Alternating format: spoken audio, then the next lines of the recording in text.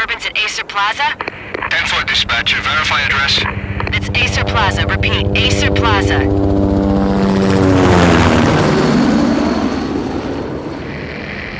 Shots fired on the rooftop. An assault in progress at Acer Plaza. Repeat, an assault in progress.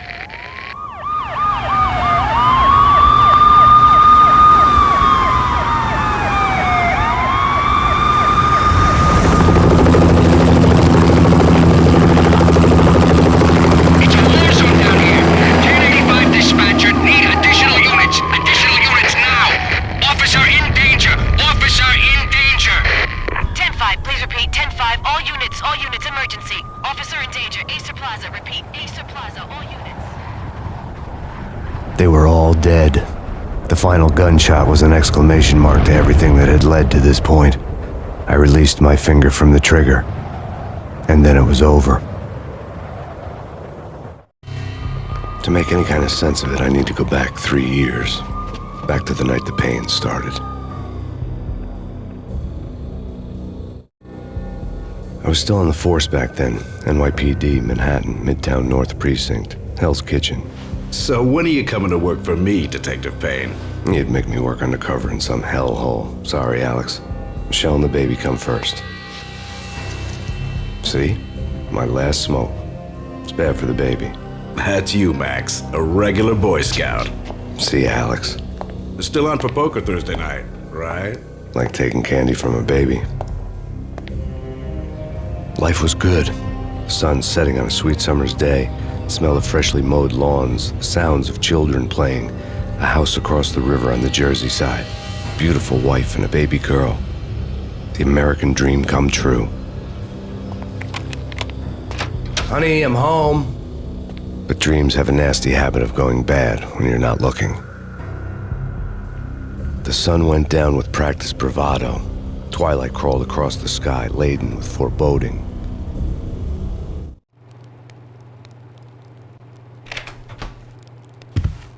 Michelle, honey, anybody home?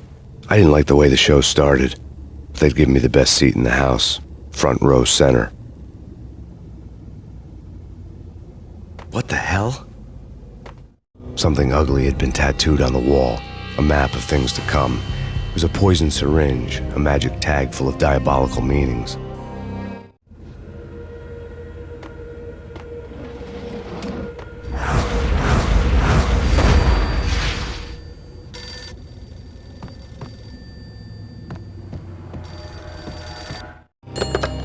Listen, someone's broken into my house. Call 911. Is this the Payne residence? Yes, someone's broken into my house. They're still here. You have to... Good. I'm afraid I cannot help you. Who is this? Hello?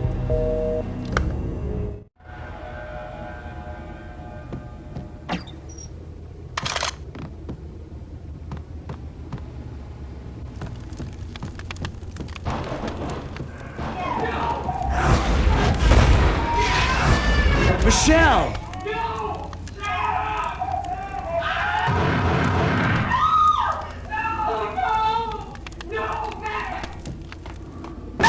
Michelle! Please!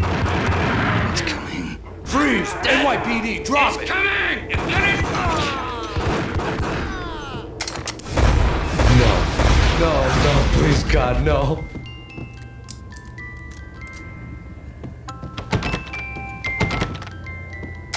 The flesh of fallen angels!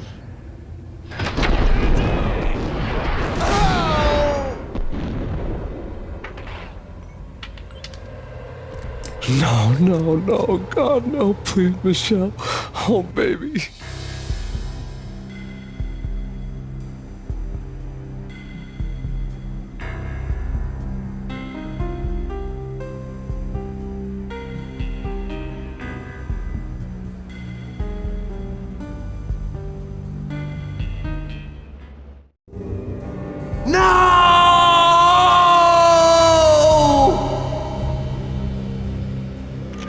That was 3 years ago. Everything ripped apart in a New York minute. The killer junkies had been high on a previously unknown designer drug, Valkyr, V. After the funeral, I told Alex I'd be transferring to the DEA. It took us 3 long years to get a break in the Valkyr case. Then, finally, 2 months ago, a dime dropper tipped us off that Jack Lupino, a mob boss in the Punchinello crime family, was trafficking. I went undercover, infiltrated the worst mafia family in New York. I came in from the cold and the dark. Outside the city was a cruel monster. I've been slowly working my way from the small time to the big fish, trying to get to the source of the drug. Alex and BB were my only contacts in the DEA, the only ones in this decrepit city who knew I was down here. BB here. Something urgent has come up with Jack Lupino. You need to meet with Alex immediately at the Roscoe Street station. I hadn't had a face-to-face with Alex since I'd gone undercover. Outside, the mercury was falling fast. It was colder than the devil's heart, raining ice pitchforks as if the heavens were ready to fall. Everyone was running for shelter like there was no tomorrow. It didn't get any better when I got to the subway. The feeling hit me like a point-blank shot straight in the face. Something was not right about this. My Beretta stirred nervously under my coat, but the train doors had already shut behind me, and I was in for the ride. Next stop, Roscoe Street Station, and Alex.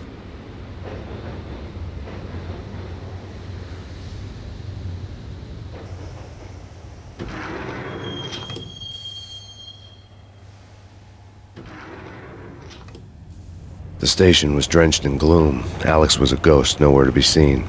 I'd have to look for him.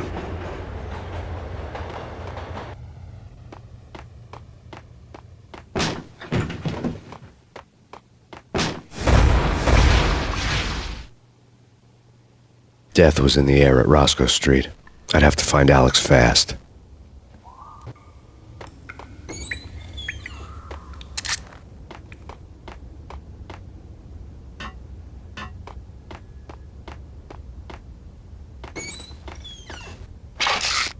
The pills would ease the pain. Wasn't Jake supposed to take care of this? He and Mickey are having too much fun taking care of the cop up there. Oh, What the hell?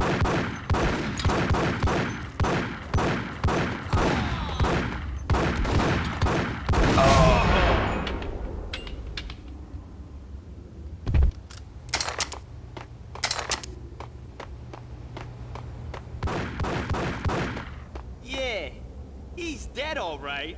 Hey, it's me you're talking to. What the hell?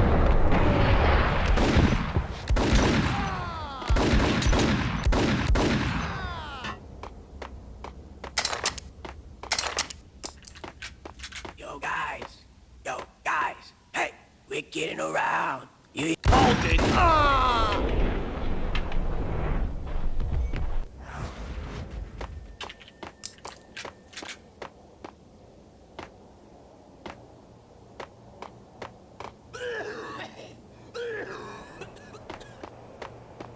Hey, yeah.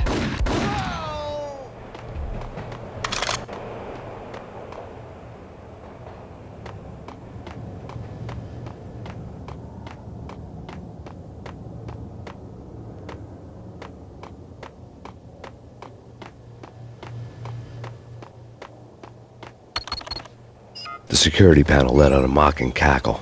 I'd need the right code. Bad. That's bad. You think? Yeah. What the hell?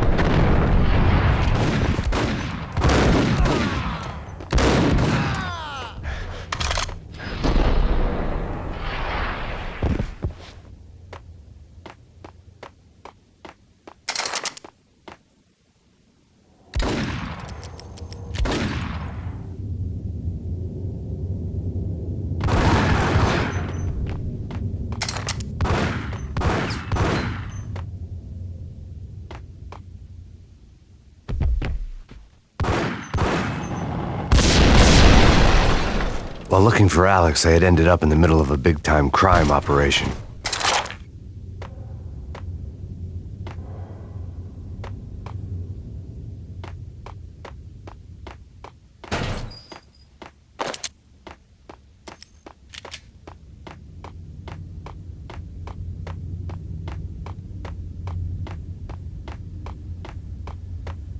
Kiss it goodbye.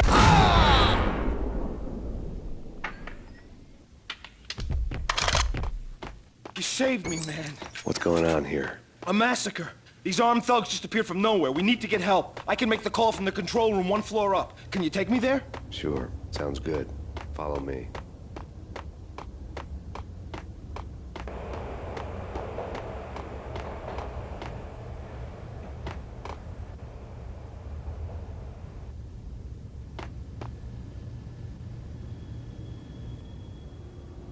Home free. This way. Hey! Look out!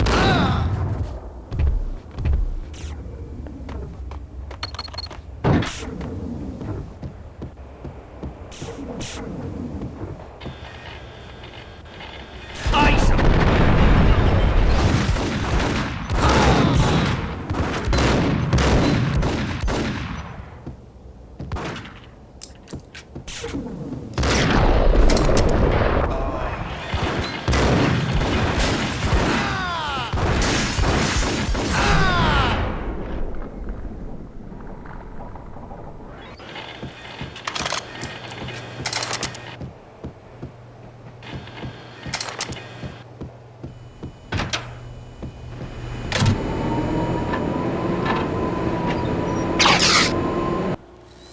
The train lit up like a Christmas tree. The power was back on.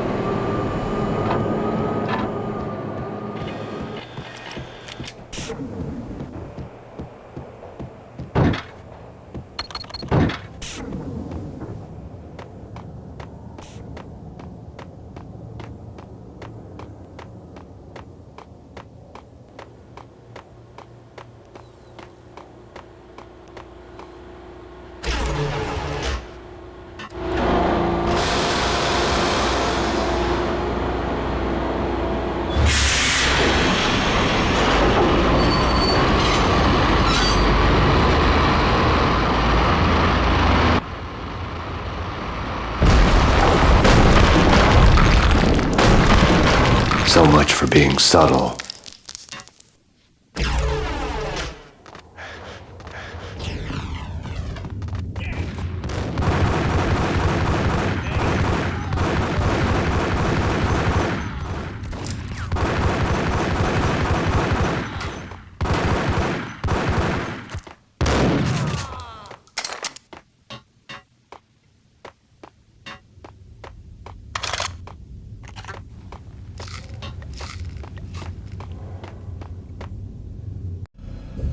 The rusty door led to an abandoned part of the station, closed off since the early 40s. Something big was going down at Roscoe Street. Maybe that's why Alex had wanted to meet me here. Maybe not. One way or the other, I was gonna find out.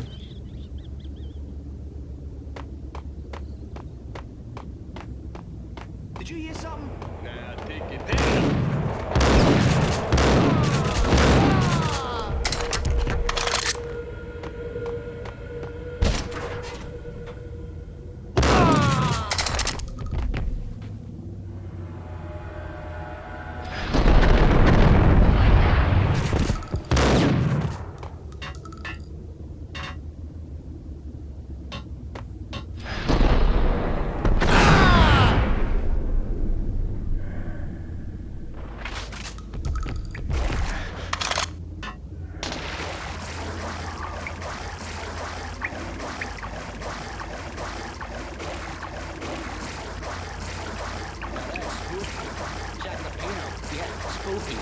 But also, it's like the failure count is rising. Yeah, I wouldn't joke about it if I was you. Yeah? The station's not secured. Someone decided to play hero upstairs. That's all we need.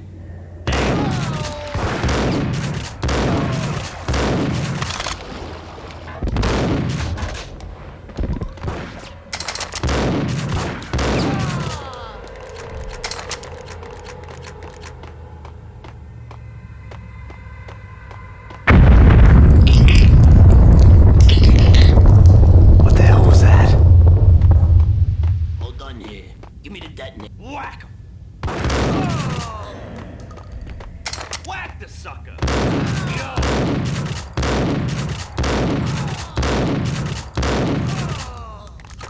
The door had been welded shut ages ago and the bomb was missing a detonator. Okay, fellas. The police York's finest. They're gonna be here soon. Just stick to the plan.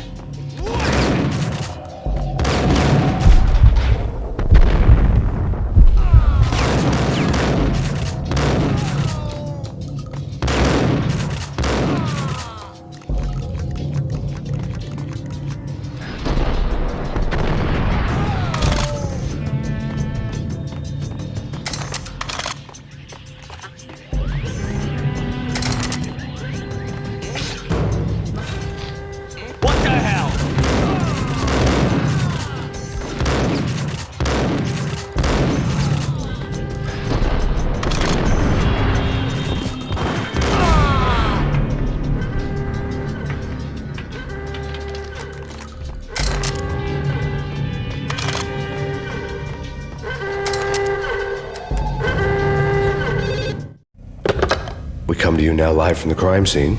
Who is this? Right back at you. This is Deputy Chief Jim Bravura from the NYPD. You are to cease your criminal activities and surrender immediately. Sure thing, Jim. Me and the boys have been talking and everyone's real sorry. They'll never do it again. Who the hell is this? Being placed at the scene of a bank robbery wouldn't have tipped the odds in my favor.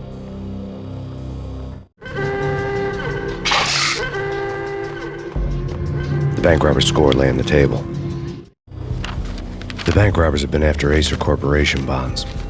The Acer success story had recently been on every channel and on the cover of every magazine.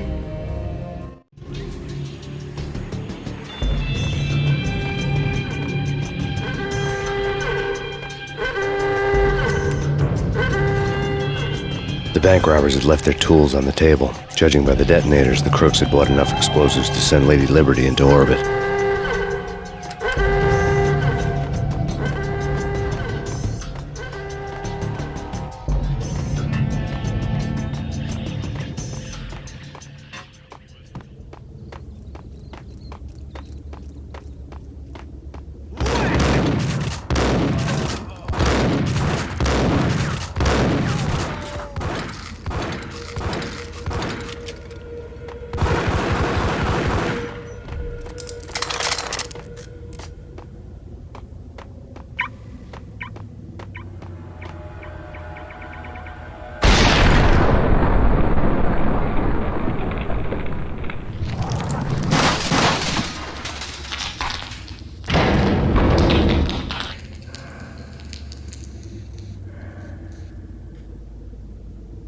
Hold it!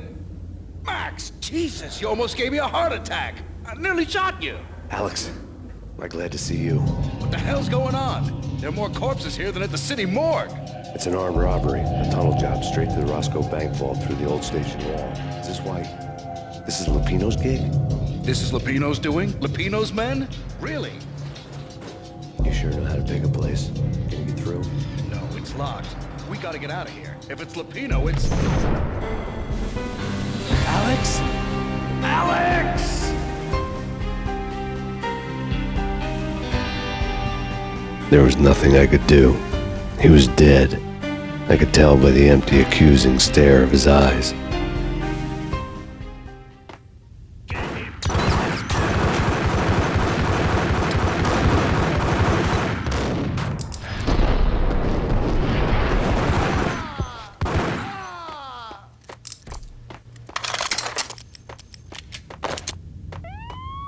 Let's get the hell out of here. We'll be fine. Yo!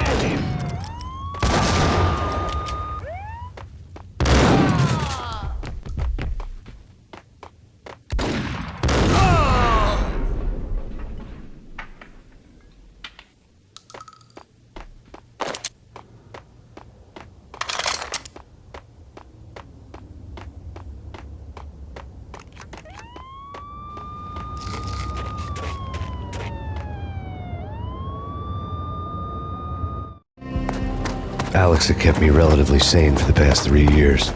Now I didn't know how I felt.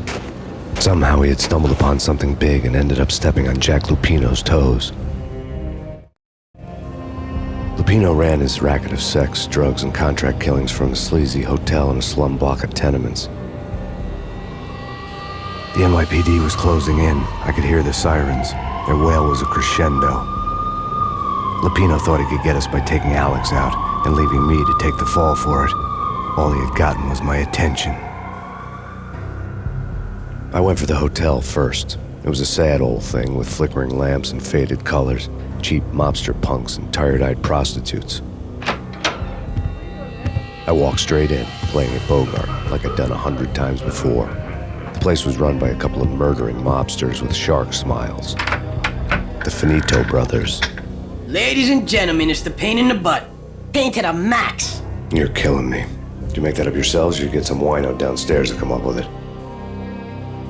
Don't answer that. A rhetorical question. I got something for the boss. Lupino around? That kind of depends on who's asking. A friend or a junk squad plan. Don't answer. It's one of them, how do you put it, rhetorical questions. Lupino ain't here, but he said bye. Lupino wasn't in his cheap hotel.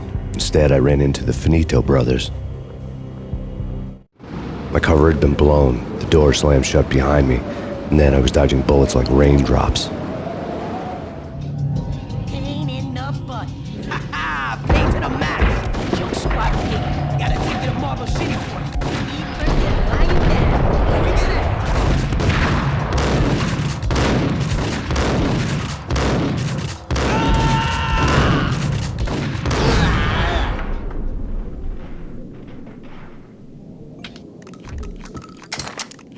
A letter on the desk caught my eye. I had met Lupino only once. The gangster ran all his rackets through his right-hand man, Vinny Gagniti. Gagniti was a high-strung whiner on the verge of breaking apart, like an overamped Energizer bunny. He had the brains to run the business, but he lacked the balls, always falling short, taking his frustration out on underage addicts and call girls. The V deal goes down at your hotel. Jack's exact words, quote, "Vinny, you're in charge of this one," unquote. Rico Muerte's coming to see it through. Anything goes wrong and everybody's gonna get dead, goes double for you. Treat this guy real good. Anything he wants, you give him. Don't screw this up or you're finito, finitos. A V deal meant added security, locked doors, and lots of nervous thugs with itchy trigger fingers. I'd seen nothing coming in, but that didn't mean it hadn't been there. Rico Muerte was a regular Kaiser Soze, a spook story told to keep the apes in line. 313. The Finitos had scribbled Muerte's room number on the note's margin. Bosses! Everything all right? Bosses! Joey, Virgilio, you all right in there? They're not answering. Call the others. Tell them to come quick. Okay, but we can't wait for them. We gotta go in now. Bosses! We're coming in! There he is!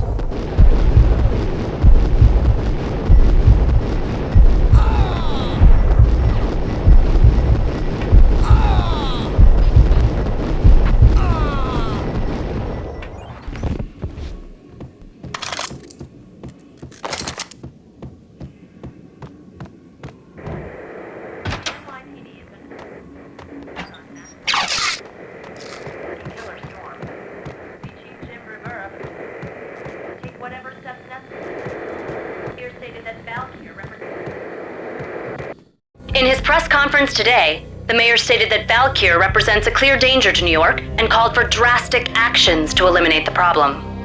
On today's top story, the Valkyr crisis worsens with the murder of DEA Special Agent Alex Balder. Special Agent Balder had been shot repeatedly from a point-blank range. The gunman has been identified as Max Payne. The noose is sure to tighten around this fugitive criminal as more NYPD units join the search to apprehend him. I had just gotten my 15 minutes of fame.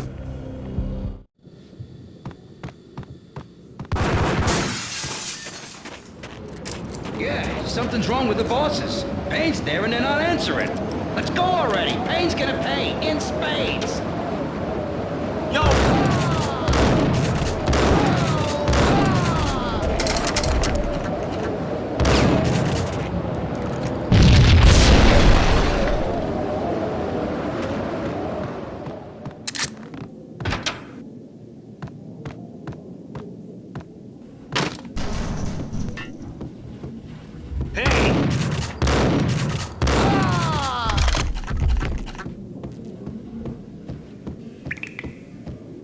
Previously on Lords and Ladies. What Lady the? Amelia, Marquis Valentine asks for an audience. Thank you, Lawrence. My lady. My lord. And now, in all new episode of Lords and Ladies, brought to you in part by Acer Corporation.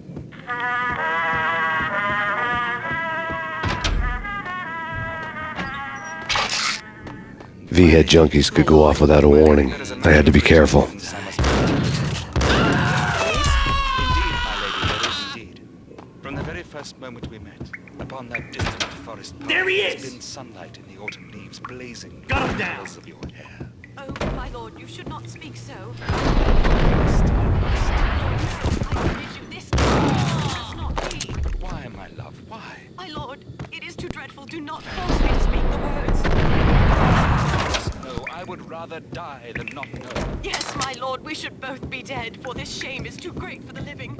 My lord, I am your long-lost sister. Piece of crap!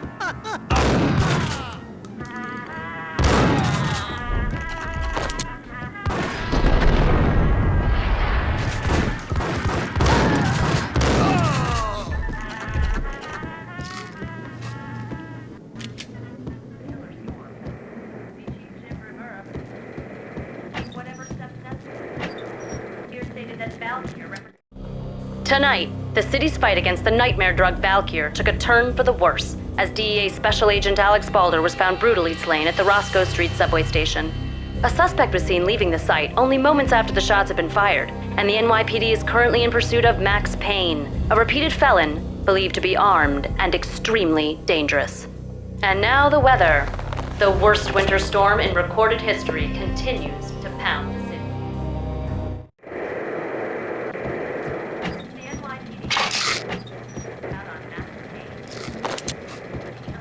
This party had been dead for a while. I couldn't say I was sorry I'd missed the show.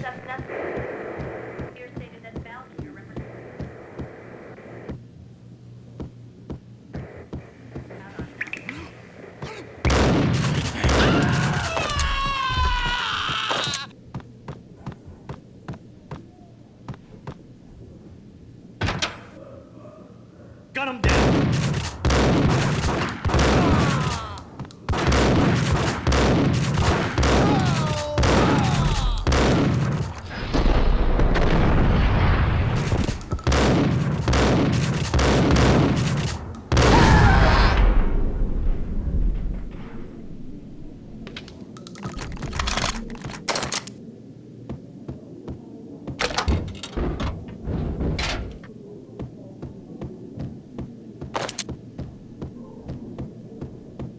I'd found Muerte's room. Muerte had received a letter. Our investigation had turned up nothing to link Angelo Punchinello, the head of the Punchinello family, to Valkyr. All tracks had ended with Jack Lupino. The letter in Muerte's room was signed by the Don himself. It was the first hint that the Kingpin knew what was brewing inside his syndicate. The trouble you got into after the Chicago screw-up. The Punchinello family bailed you out.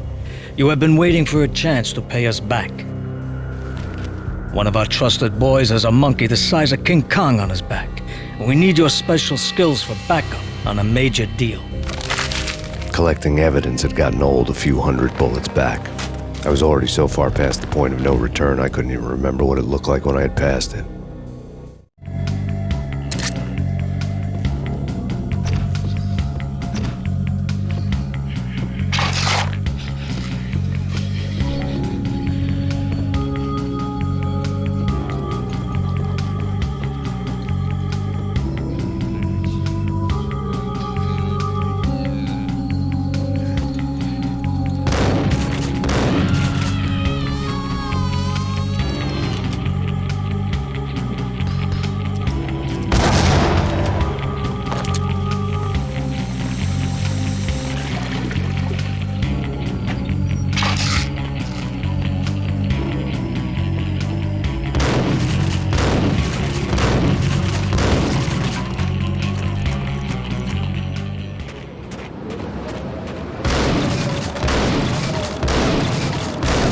I didn't want to know what had happened here. It was not a pretty sight.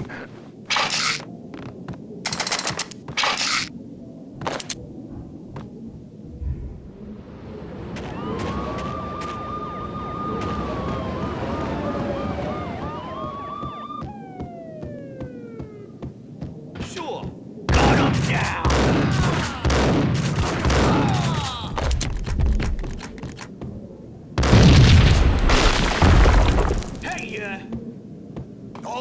God damn! I thought it was a bomb for sure. Nah, the Russian wouldn't dare. This has been waiting to happen. Hey!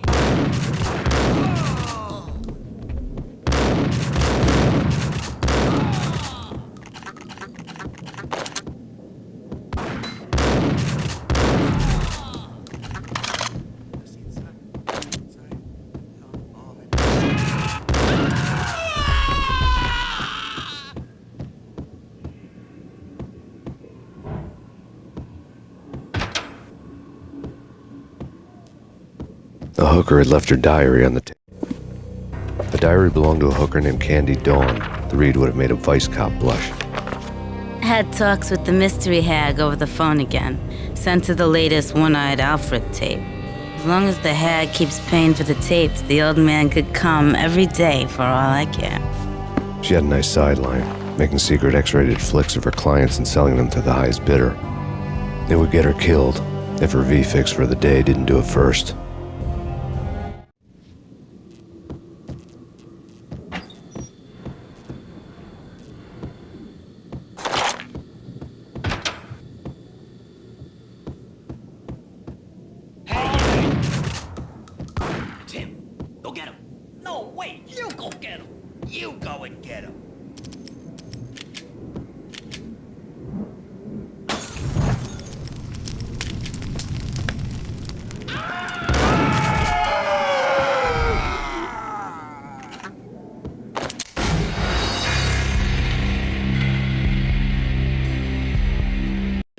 Russian wouldn't dare. This has been waiting to happen.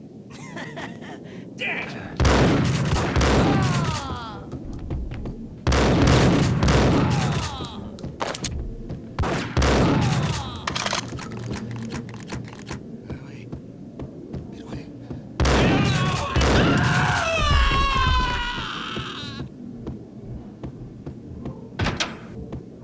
The hooker had left her diary on the table. The diary belonged to a hooker named Candy Dawn. The read would have made a vice cop blush. Had talks with the mystery hag over the phone again. Sent her the latest One-Eyed Alfred tape. As long as the hag keeps paying for the tapes, the old man could come every day for all I care. She had a nice sideline, making secret X-rated flicks of her clients and selling them to the highest bidder. It would get her killed if her V-fix for the day didn't do it first.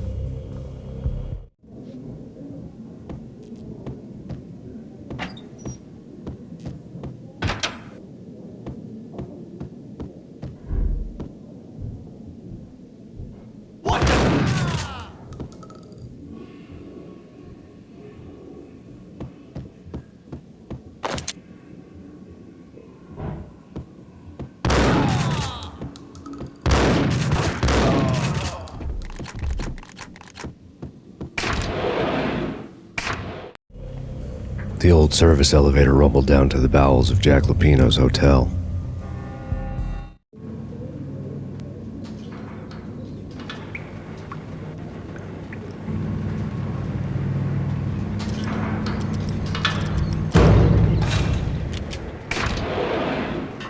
It was freaking crazy.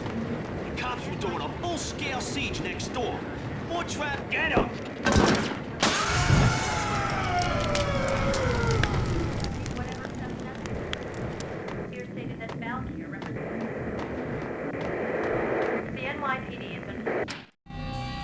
A winter storm warning is in effect in the whole tri-state area, as both freezing rain and heavy snowfall continue. Many roadways are already closed, and people are advised to stay indoors. The severe blizzard has ravaged New York for 3 days now, with no end in sight. We'd been snowed from the start in the Valkyr case. The forecast said there was plenty more where that had come from. But the snowbound city was on my side. Less chance of innocent bystanders getting caught in the crossfire.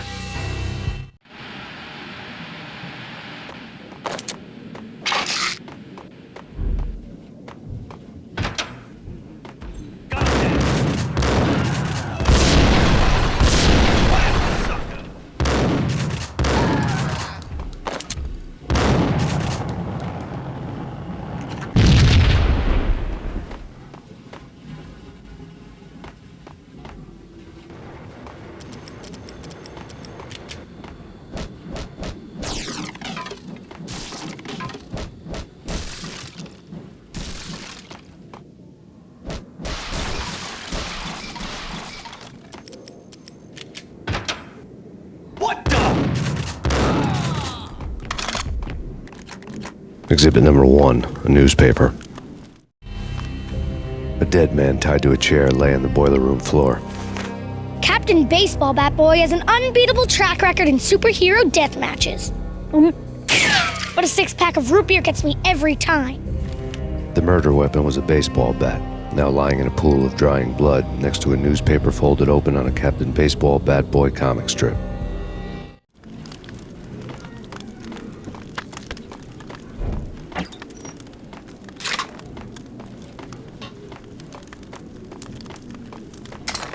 Take vampire movies. Why are they always set in L.A. or Mexico? They can't even get a tan. If I was a bloodsucker, I'd move to the North Pole.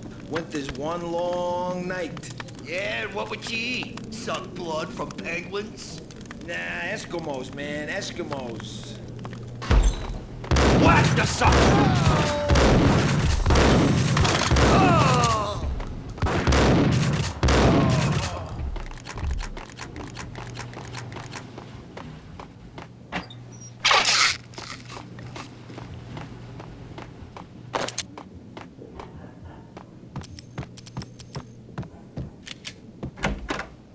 Chill with the guns.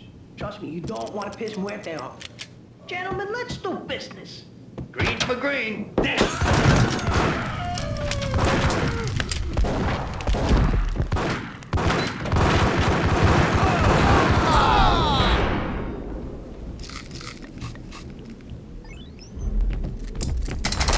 A lifetime ago, this would have gone down as a narcotics arrest. There was a key on the table.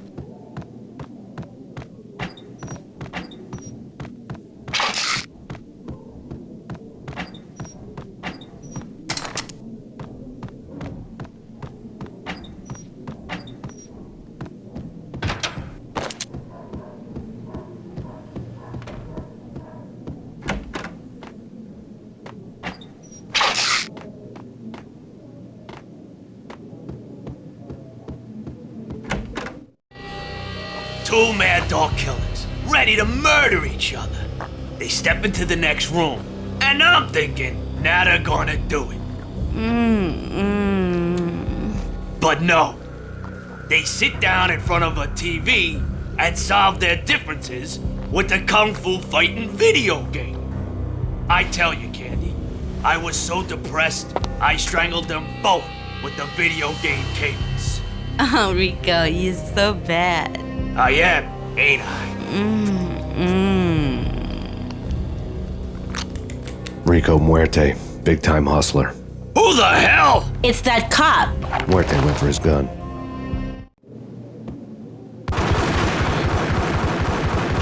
It's Payne.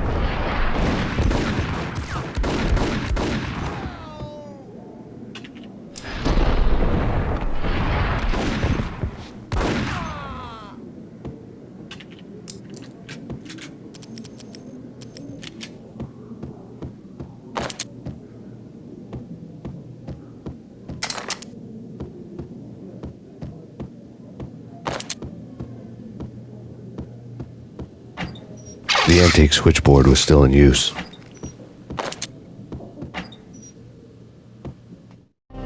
old telephone switchboard in the back room of the reception area, the kind that made phone tapping child's play. It wasn't hard to picture a fat pimp sweating with headphones on, listening to his hookers talk dirty and fake orgasms over a web of party lines, the blood veins of New York. Right now, there was a different set of moans and groans going on. Boss, Gonidi, this Max Payne. He came, started capping us. He killed him. Are you freaking kidding me? He's just one lousy cop. You better be freaking kidding me. Whack him. What's the freaking problem? Hello? Answer me. Hello? The word was out. A deadly virus released into the city's corrupt circulatory system. Something wicked this way comes. Max Payne at large.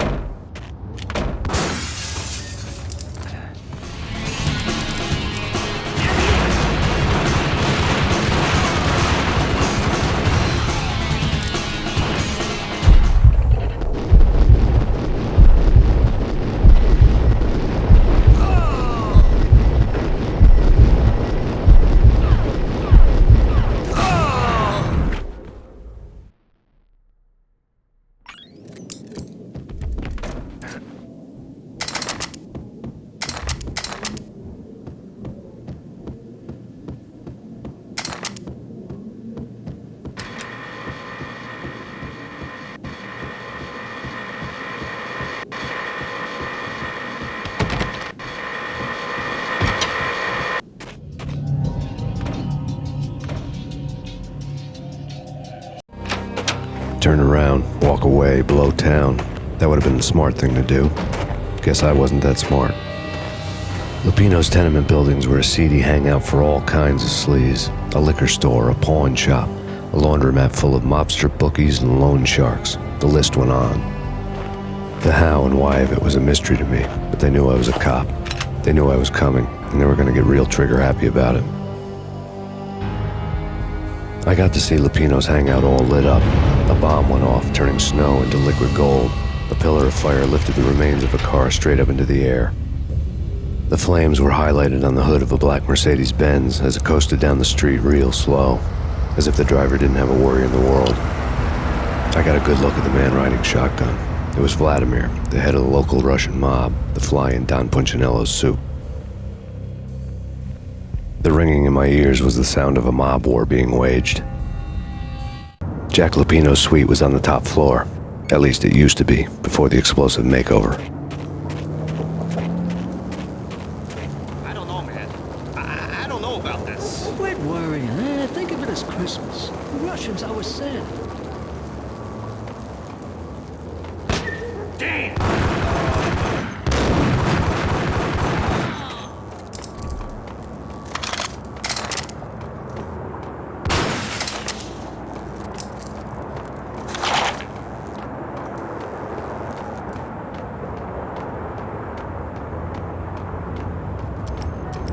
The headlines were a depressing read. The headlines were screaming bloody murder. The storm was a screaming duet with the approaching prowl car sirens. It was all a scream when you were down for the count and wanted for murder.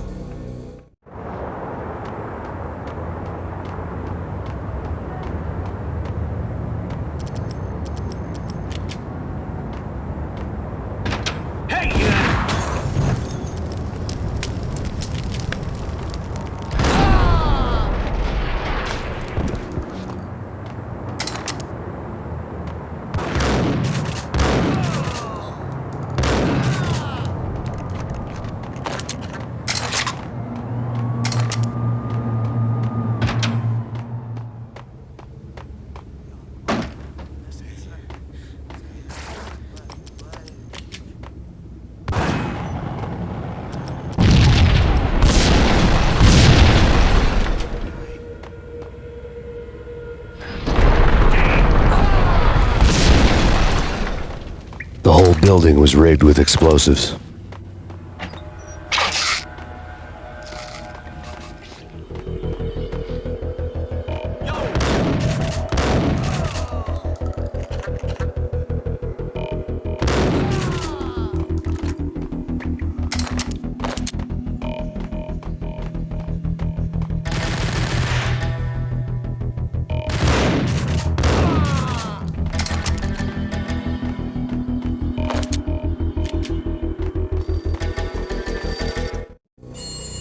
A beaten-up phone in the entrance hall was ringing. It could have been just a junkie in need of a fix, but it turned out to be something more sinister than that. Am I speaking to Mr. Payne? Who wants to know? My name is Alfred Wooden. You must hurry. The police are on their way. Tell me something I don't know. They know you're there. How? And what's it to you? I will contact you again. The cops arrived, sirens singing in the off-key harmony of a manic-depressive choir. I had a few minutes while the SWAT team would go through their usual routine. By the time they busted in, I needed to be long gone. Max Payne, this is Deputy Chief Jim Bravura from the NYPD. Drop your weapons and come out with your hands above your head.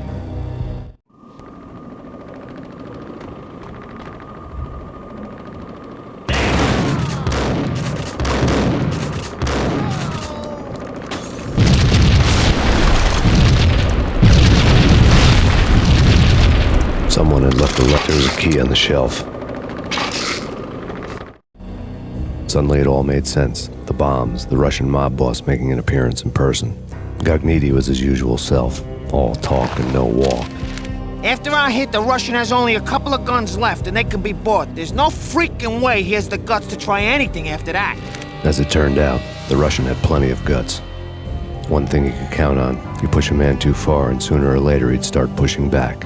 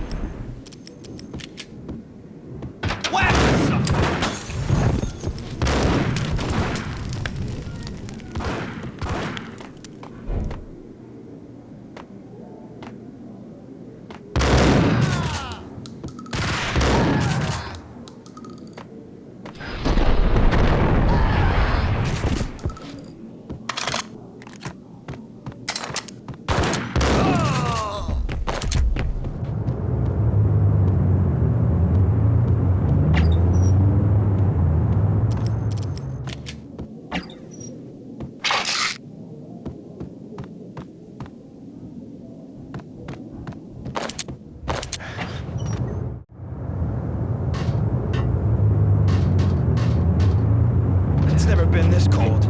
Never ever. It's like the sky's falling. Yes, sir. It's the end of the world as we know. To get to the roof, I'd need to get to the elevator through the locked door up ahead. Pizza delivery. Never seen you before. Buzz off, Joker.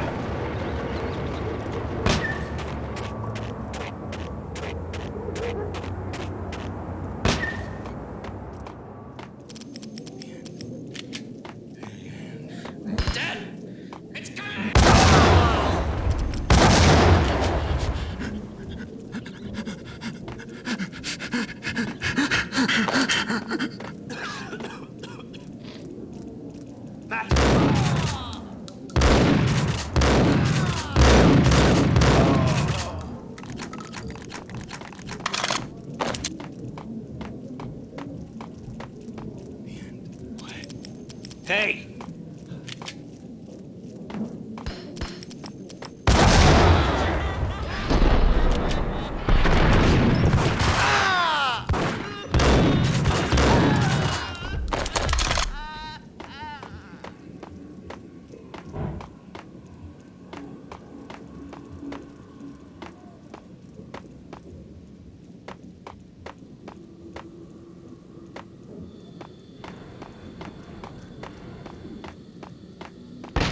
No, don't shoot. You know the clowns at the laundry? Me? No. You're no good to me then. What? No, the laundry, yeah. I know him, yeah. Get me in there. Okay.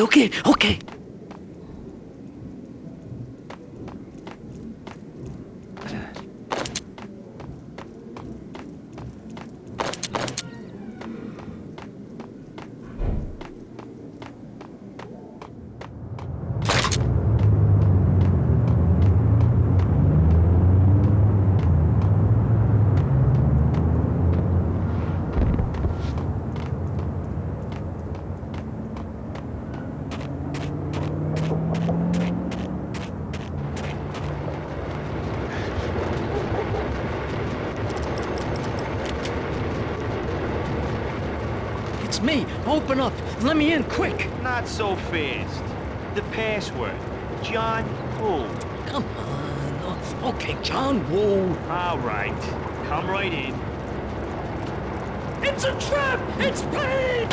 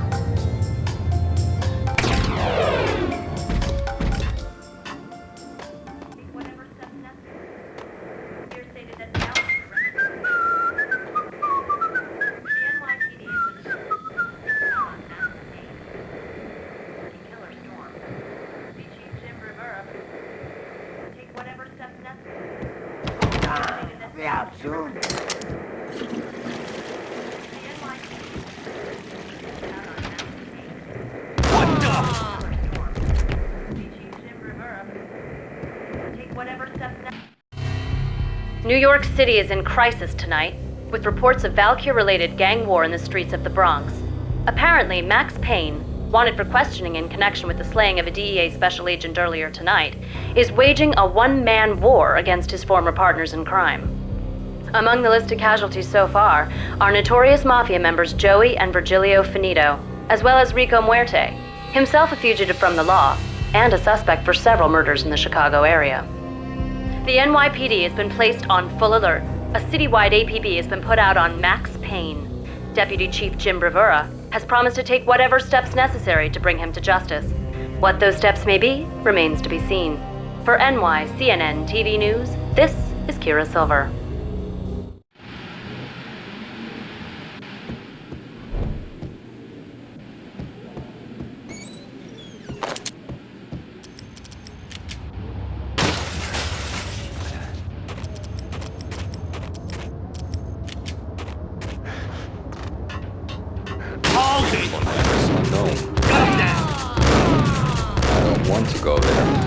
It's the last place I'd want to end up. But that's where I always end up anyway. Only, it's not me talking to the pink flamingo, but someone who looks the part down to the finest detail, except that he's evil. I'm hiding in the shadows, watching it all unfold. The flamingo speaks. He can speak here. It says, "Mirrors are more fun than television." That's, mirrors are more fun than television. Somehow I know this, just don't ask me how. And I, not me, but my double, nods and smirks at this like it was the funniest thing in the world. And then something goes wrong, and suddenly they know I'm there, hiding behind them, and they both turn to look at me with cold eyes. And the flamingo speaks again.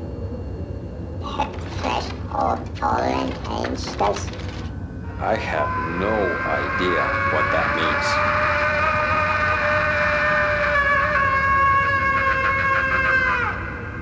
And that's when I always wake up to my own scream in that brightly lit white hospital room, strapped to my bed.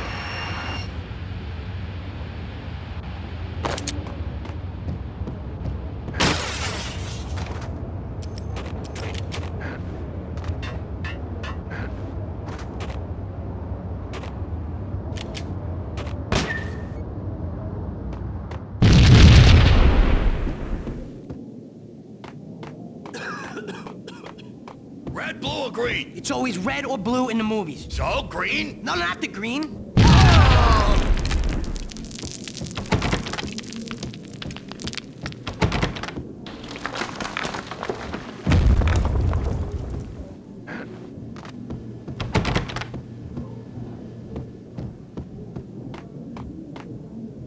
What the hell?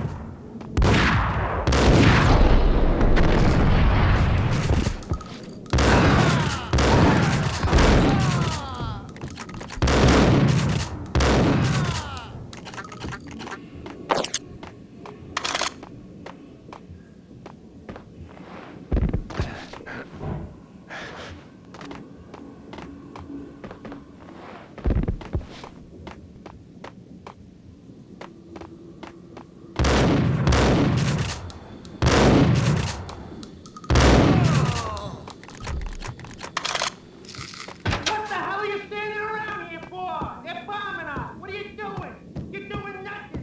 What are you doing? This is war. Freaking war.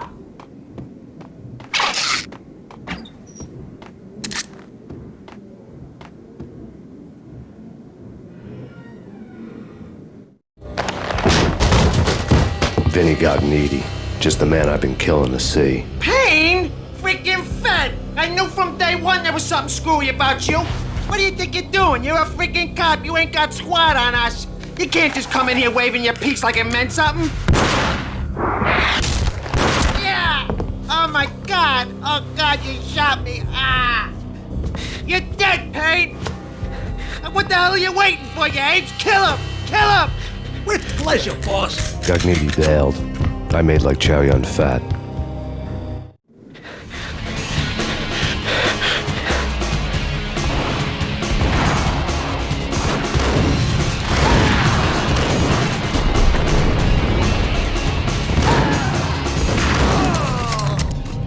A crumpled letter lay on Gognitti's desk. The letter was addressed to Don Punchinello, but Vinny had never had the nerve to finish it. Jack's gone voodoo. Just the other night, he shot Dino because he wanted to see what his brains looked like splattered on the wall. He's a freaking mad dog. We're running out of men and business fast. Gognitti had been living in mortal fear of his boss. Jack Lupino was a psycho.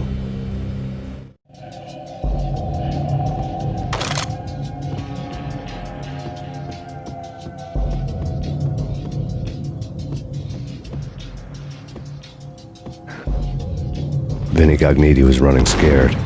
He could run, but with a bullet in his stomach like a broken bottle of Tabasco, he was quickly running out of time.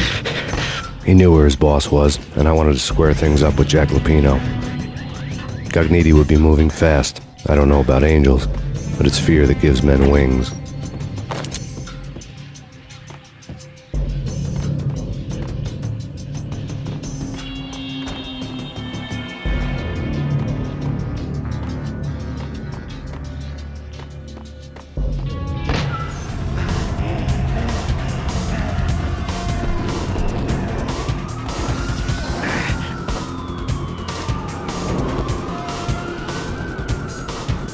Gognitti hitched a ride.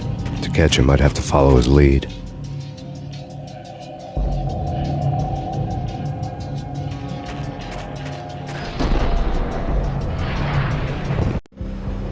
This was my second train ride of the night. The way it started didn't promise anything better than the last one. Freezing wind tearing at my face like sandpaper and razors, ice hard and slick under my hands and feet. And somewhere in the background, the wail of sirens, the city howling after me. New York sped by in fast forward. Dark rooftop water towers and a dead forest of antennas and chimneys, all a blur. When the train he was riding slowed down, Gognitti made his move.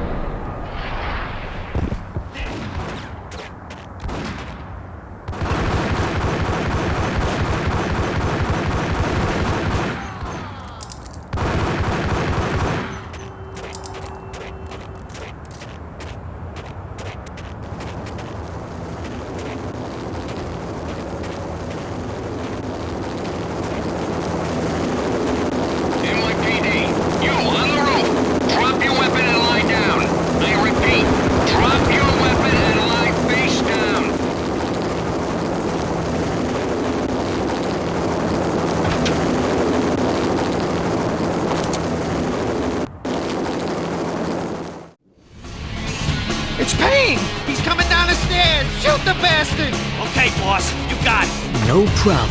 Hey!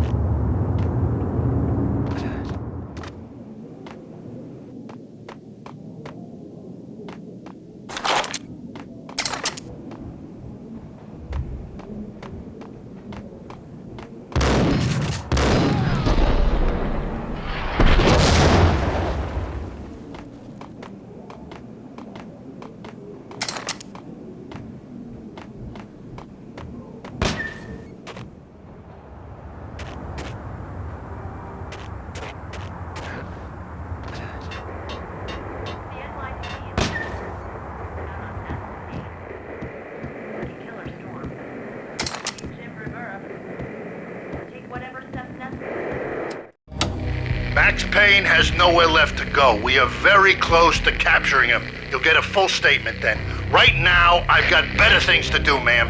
That was Deputy Chief Jim Rivera from the NYPD with no further comment at this time. Apart from his suspicious food habits, I figured Bravura to be one of the good guys. Fate had just dropped us on different sides in this. But when it came to capturing me, he was way out of his league. I had already ditched the cops a couple of rooftops back. For now.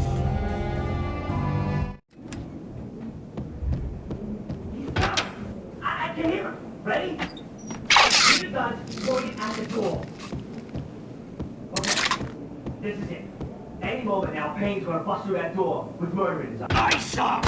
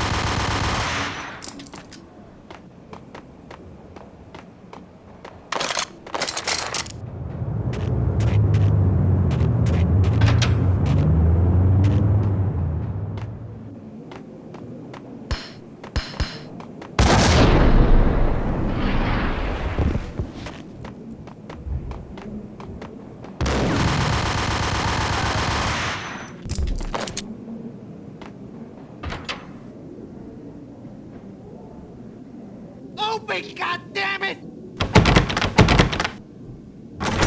Payne! I'll kill you, you lousy freaking cop!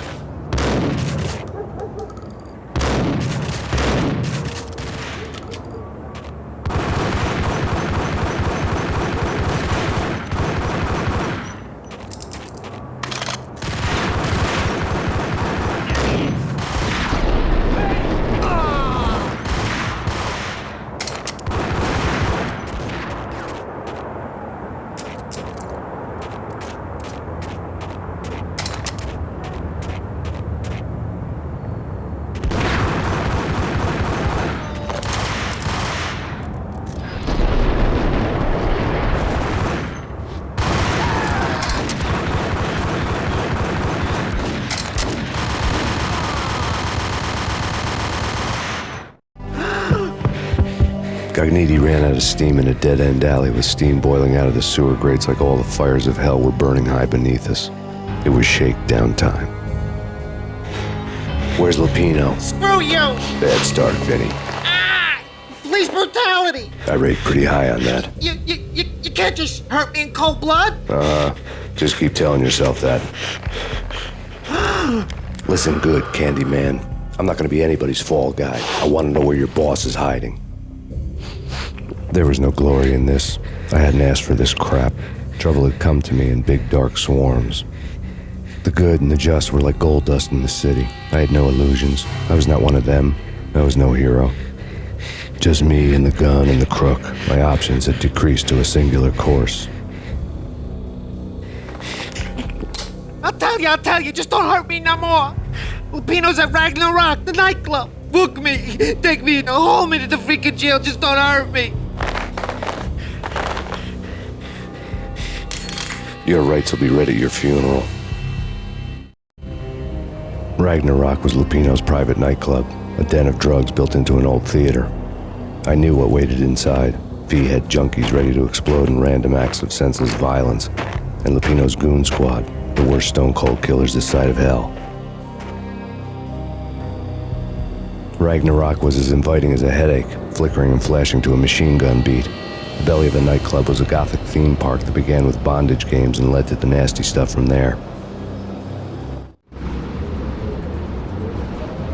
As subtle with its dark message as a cop killer bullet through the heart, like father, like son, just like Jack Lupino.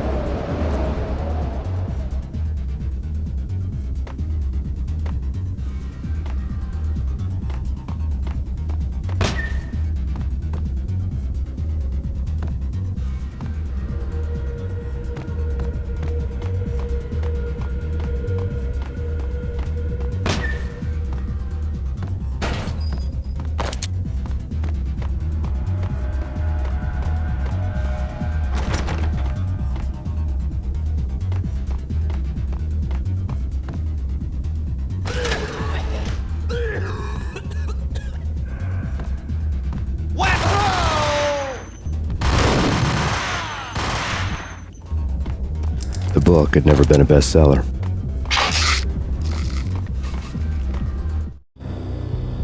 Given the setting, I was surprised to find that somebody had been passing time reading. The paperback was entitled, The Age of Murder and Storm. The blurb on the back mentioned Norse mythos and Ragnarok, the end of a Viking world with a terrible winter that covered the earth in ice, when vile crimes were rampant and all humanity lost. I could see how somebody impressionable might get it into their head that we were at the end of time. I was also beginning to see what the nightclub and its owner were all about.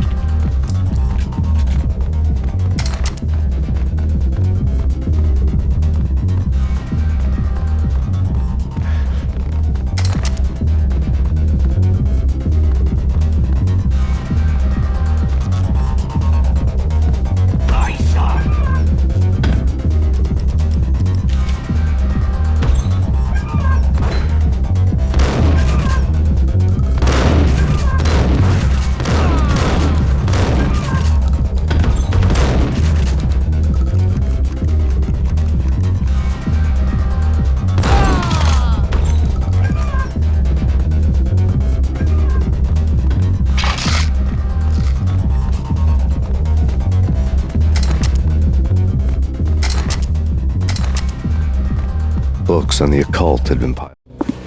The room was stacked with light reading, such as Necronomicon, Witchcraft, and Paradise Lost. Old exotic titles like Malleus Maleficarum and De Umbrarum Reini Novum Portus. Books with pentagrams on their covers, all dealing with the occult and the infernal, lying between stacks of horror videos and a couple of Ouija boards. The only thing I could take seriously was the thought of Lupino taking it seriously. He had been spending a lot of time getting intimate with the guy downstairs. Held on the table.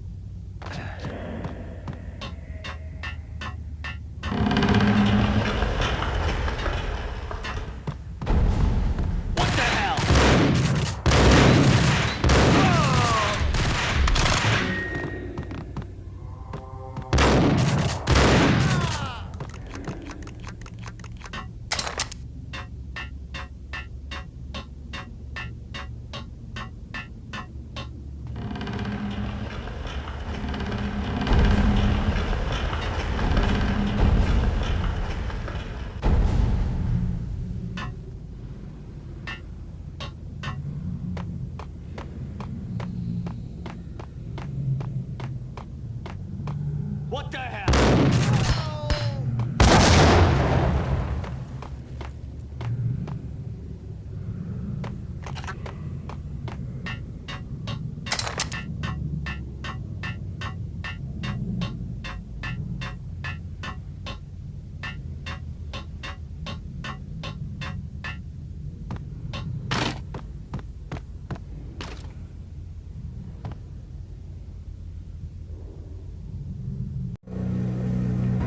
The backstage area led to Lupino's inner sanctum. The hot air inside was like an invisible wall, thick with incense and something else, a sickly sweet smell that made you gag. This was the rotten core of the Big Apple. Lupino lurked somewhere ahead, like a spider at the center of his web, waiting. The vapors in the air started to make my head swim. Torn pieces of a letter lay scattered. Punchinello had threatened Lupino in writing. The note had been torn to pieces, bloody fingerprints all over them. Don't want you to think that one of my boys is not playing with a full deck. Shape up, Jack. We are running a business here. I'd hate to send the trio to strong-arm you. The trio were the Don's notorious henchmen. It was obvious that Lupino hadn't been intimidated by the threat. On the sofa. Lupino's notes covered the table. Jack Lupino was crazy, all right. The table was scattered with notes of demented arcane nonsense written in rusty blood, a mishmash list of demons, devils, and dark gods evoked. Beelzebub, Asmodeus, Baphomet, Lucifer, Loki, Cthulhu, Lilith, Hela, blood given to you all. He was after that old Faustian deal, your soul for power and fortune. Just sign on the dotted line with your blood. Lupino's notebook lay on the pedestal. Jack Lupino was crazy, all right. Mythic wolves, let loose to devour the sun and the moon. Lupino is the wolf. I'm Mr. Beast, the big bad Fenris wolf. I'm the end of the world man, wearing the flesh of fallen angels. After Y2K, the end of the world had become a cliché. But who was I to talk? A brooding underdog avenger alone against an empire of evil, out to right a grave injustice. Everything was subjective. There were only personal apocalypses. Nothing is a cliché when it's happening to you.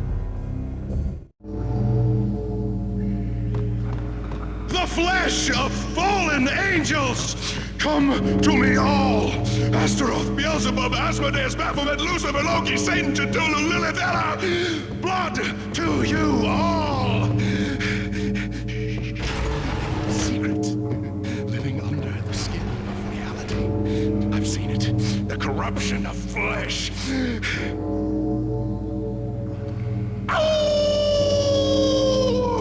I'm the wolf! Yeah! I am the wolf! It's close. It's coming. You will come. A witness to the end of time. It's now! I will rise to her side! I don't need the words! I'm beyond the words!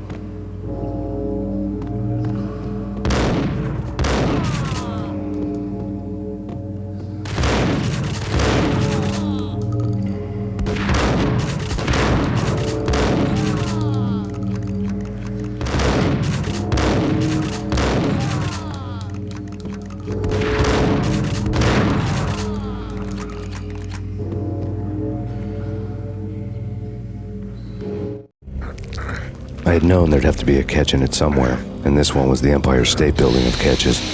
Lupino was pumped up and dying to go 15 rounds with a mutant alligator. And then he started this spooky monkey talk, straight from a bad dream. Mine. I have tasted the flesh of fallen angels. I've tasted the devil's green blood. It runs in my veins. I've seen beyond a world of skin, the architecture of blood and bow and arrow. Death is coming! She is coming, and hell follows with her. This is the twilight winter. I am ready to be her son. Her time is now, and all who stand in her way must die!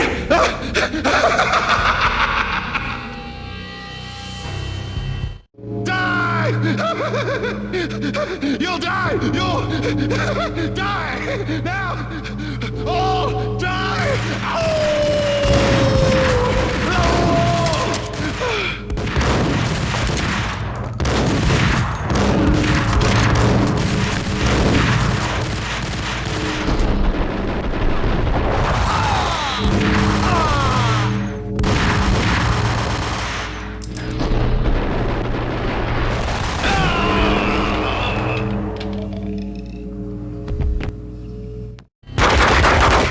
Finally went down.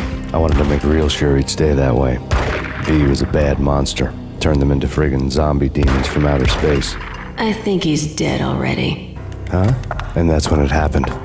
But dead or not, you've got the wrong guy. In stepped this knockout femme fatale holding a gun to my face. I returned the favor. Lisa Punchinello. Lisa Punchinello was the Don's wife. Mona Sachs. Lisa's evil twin. Your safety's off, evil twin. You might hurt someone with that gun of yours. Lisa's the damsel in distress. I'm the professional. I'd blow you away without batting an eye. Sure, and you can check out my credentials splattered all over this joint. Jack couldn't have framed you. Not the state he was in. We're after the same slime bag. Angelo Punchinello's the one who murdered your friend and framed you with it. You know this for a fact. I've got my sources. I don't have a clue these days. I just shoot them as they come. Who put a contract on the Archfiend? This one's mine. I hate the guts of that sadistic wife-beater. Why not pool our bullets for this one? I thought you'd never ask. My finger was starting to twitch. How do you like your whiskey? I'm easy, as long as you don't try to slip me a Mickey. You're a real angel, Max. It was good stuff. Tasted sweet as honey going down. Nothing personal. Can't risk you going berserk and getting Lisa killed.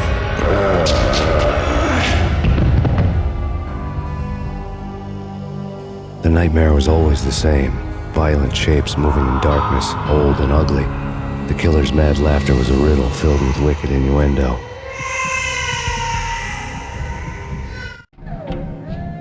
Somewhere, the baby was crying.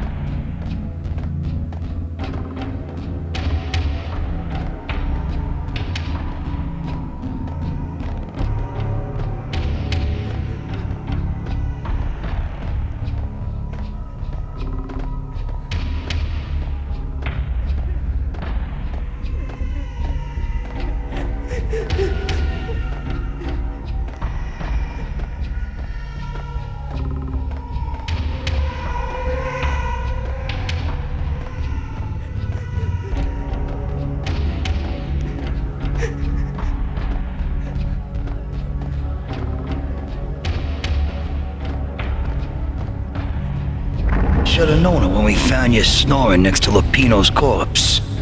A comedian, huh?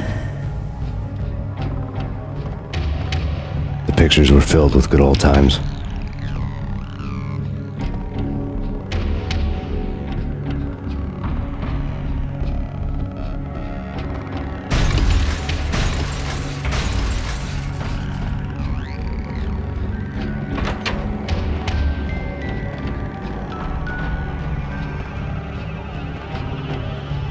I really love to watch cartoons. Captain Baseball Bat Boy's my favorite.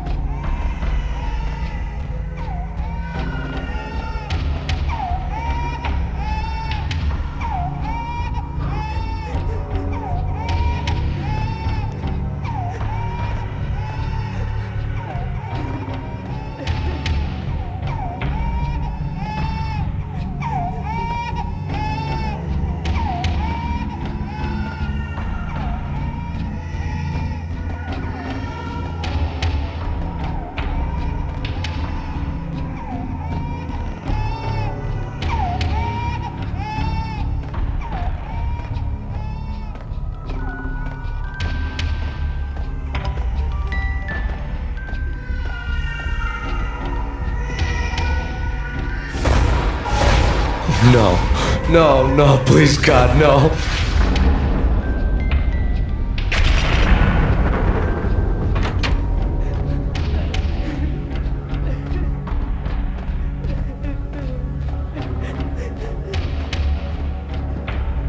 Slice them, dice them, shoot them full of holes, blow them to bits, vaporize them, disintegrate them. No matter what you do, they'll still be back, good as new.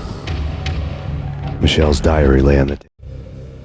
Michelle was working part-time in the district attorney's office. Her diary was open on today's entry, her handwriting all pretty curves. An army dossier found its way to my desk yesterday. Valhalla? Isn't that a Norse myth? Something about Vikings? I tried to tell Max about it, but he was busy, that cute frown on his brow. Guess it's nothing, just a mix-up at the courier service.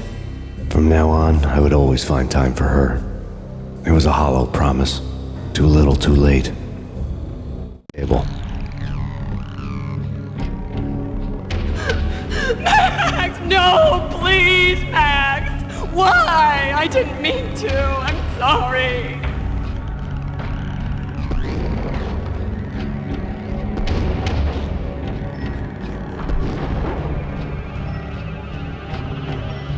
Murderer! You killed her! Nothing like that ever happens in the real world.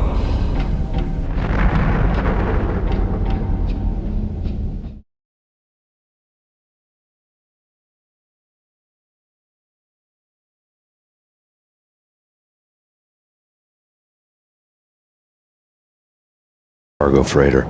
The skipper of the Chiron was waiting, like the ferryman of the river Styx.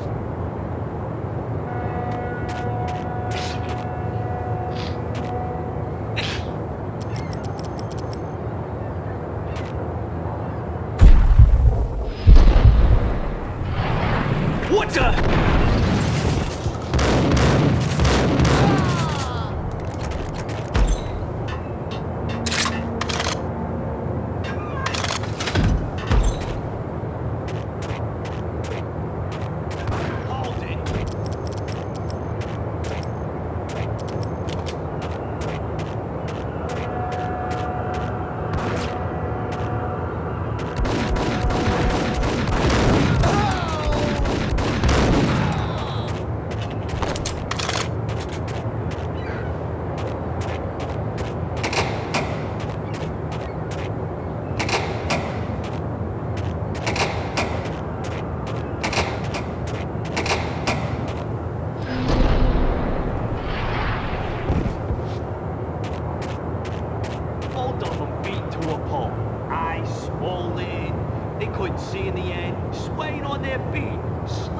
of the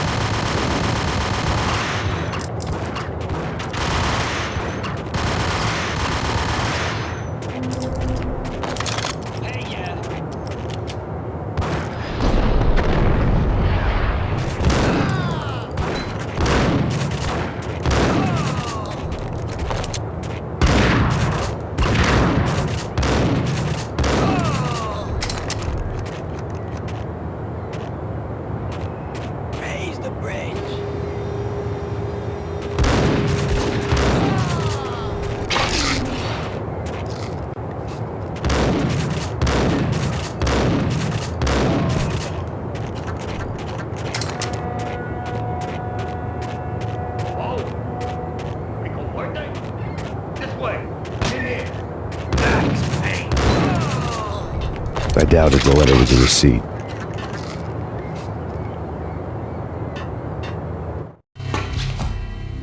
Rico Muerte had come to town to do more than just sort out family troubles. Exhibits number 1, 2, and 3. A briefcase of money, a sniper rifle, and an envelope with one word neatly printed on a folded piece of expensive paper. Mayor. It didn't sound like a mafia contract at all. It was too cold and too to the point.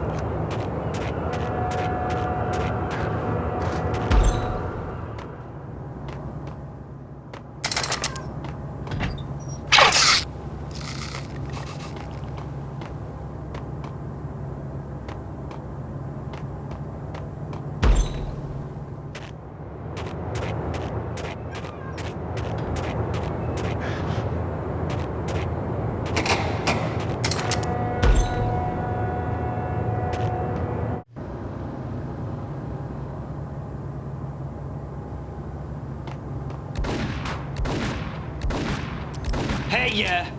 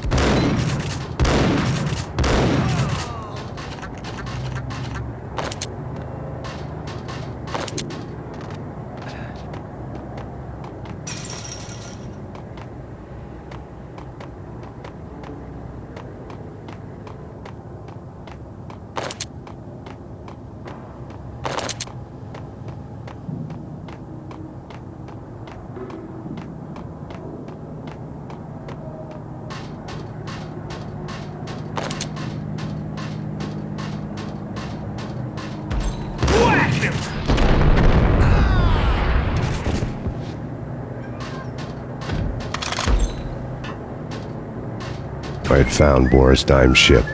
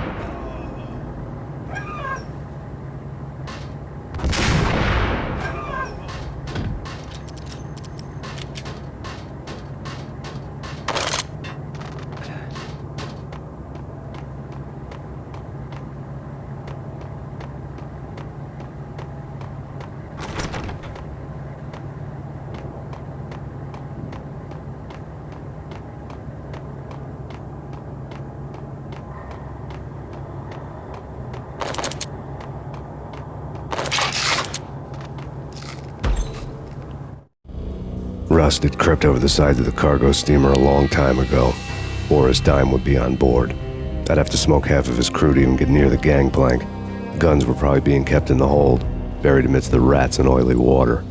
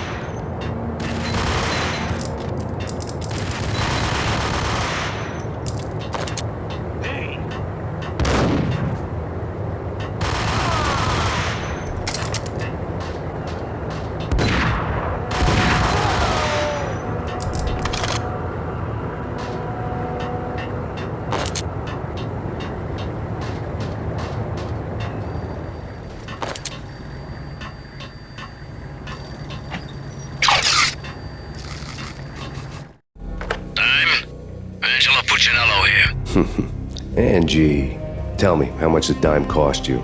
I bet it was more than his name. Max Payne. Right the first time. You're dead, punk. You sure you're not confusing me with Boris here? But you are right, of course. Pretty soon we should get together and have a talk. You son of a... Pissing Punchinello off was a dangerous game, but when people get mad, they make mistakes. I should know. That's where I wanted Punchinello, mad enough to trip over his own feet, preferably into a grave.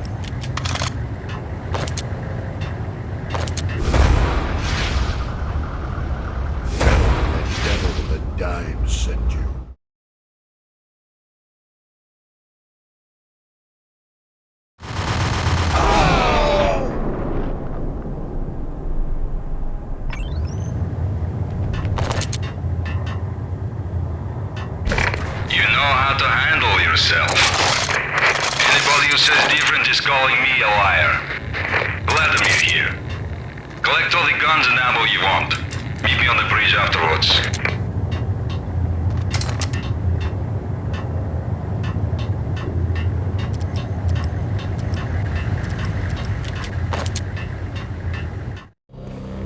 Did you get everything you need? Check.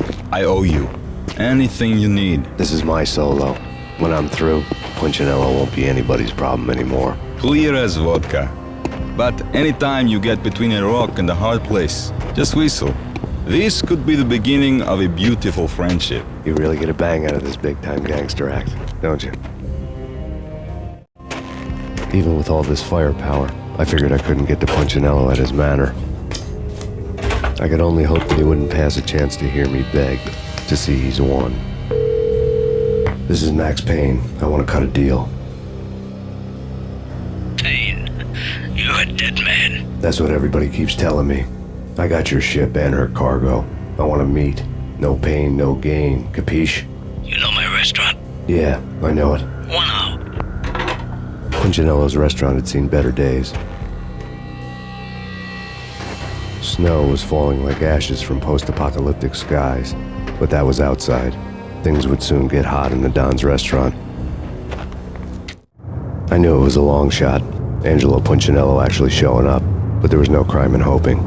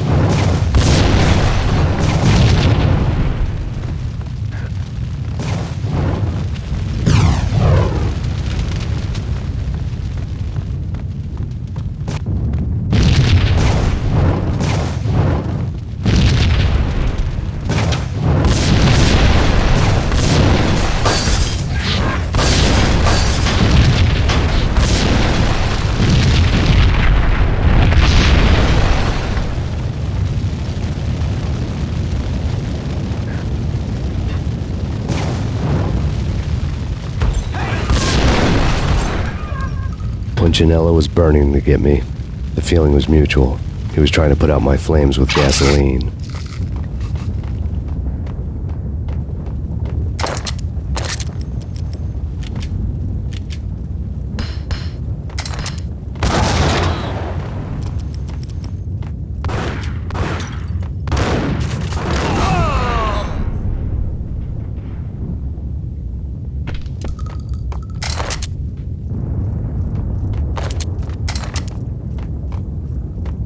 The mobsters have been guarding a real treasure. The way out of this disco inferno.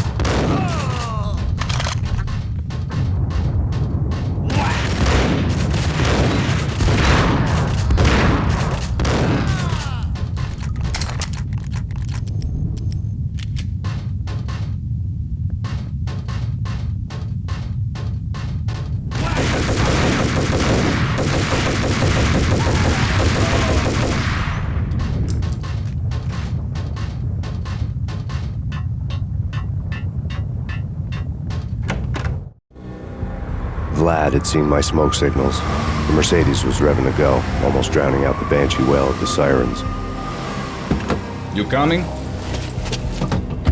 We'll drop you off at the Punchinello Manor. Sounds good to me. When this is over, look me up. I could use a professional like you. I'll keep that in mind. The night groaned with cold. The garden lights flickered nervously. In their light, the falling snow was dead white before the darkness ate it up. I had heard the stories. The trio were mad dogs.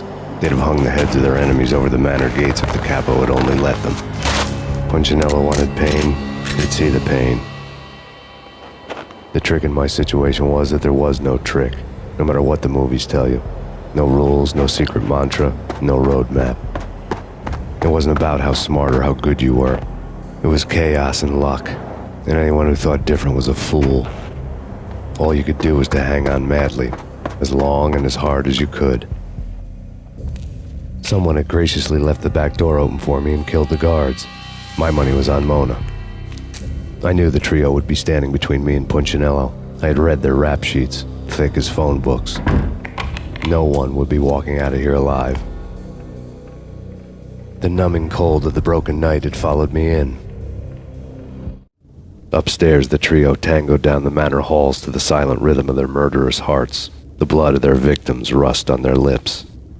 Vince Mugnano, Pilot Providence aka Big Brother, and Joe Deadpan Salem. The pistol was a frozen lump in my hand, piercing the skin, gnawing me to the bone.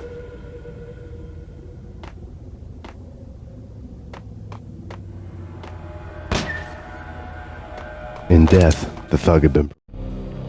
Someone hadn't enjoyed the Don's hospitality. Someone with a flair for the dramatic. Someone who had let herself out of a locked cell and past a couple of armed guards. My thoughts were on Mona again. I could only hope she was a good enough gambler to walk away while she was still winning, before she'd run into the trio. Motored a messenger.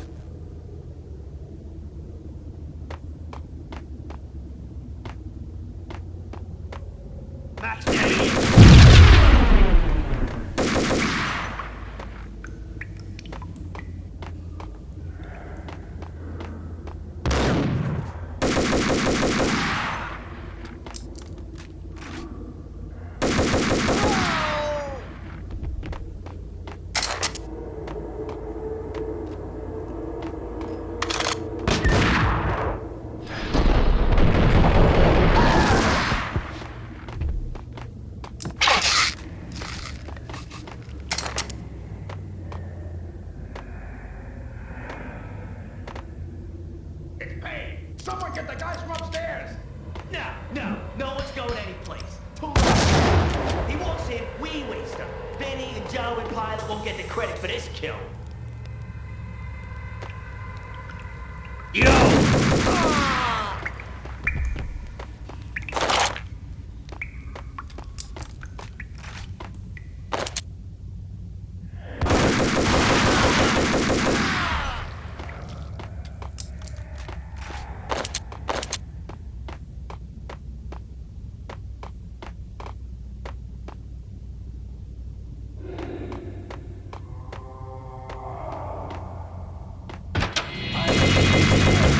It didn't take me long to run into the trio. The word on Lisa Punchinello was that she was a bit of a witch. The tarot cards on the kitchen table fit the picture. They weren't my kind of cards, but I was willing to take a crack at the hand Mrs. Punchinello had dealt. The first card was the tower. Maybe that was supposed to be the manor. It got easy after that. The devil was the master of the house, and death was me, coming for him.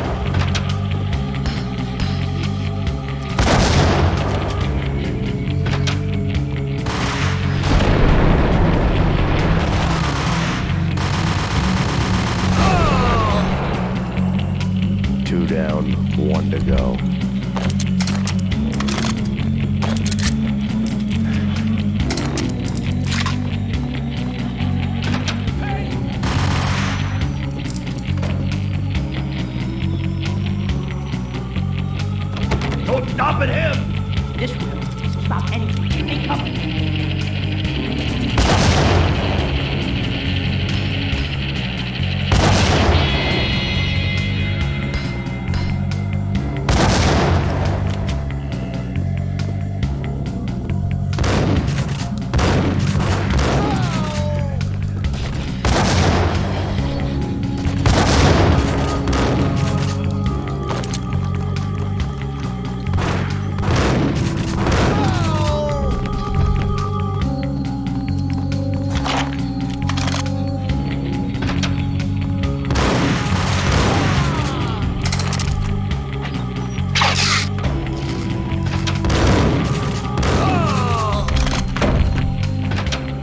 It was too late for her. You're a real angel, Max. I couldn't tell whether it was Mona or her sister. The body was a mess. The sick bastard had really gotten a kick out of it. Seeing her lying there got me thinking about another woman's body on another bed. Got me thinking about a fallen cradle.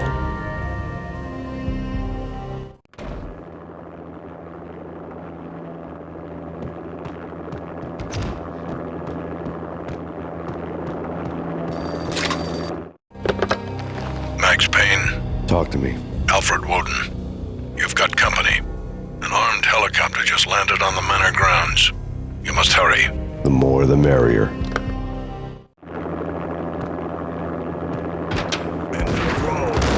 Vince Miliato.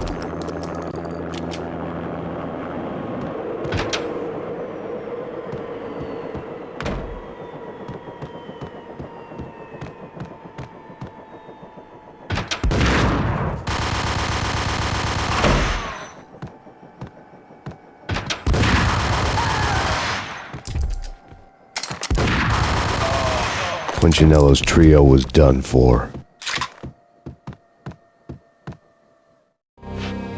Outside my door. Hurry. He's coming for me. You gotta hurry. Please. I could hear Punchinello on the phone begging for help. He should have been saying his goodbyes.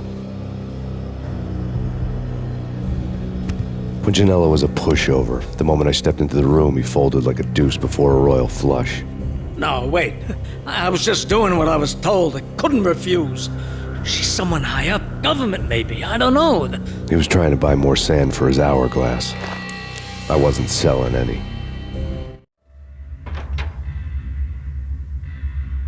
No, I told him nothing.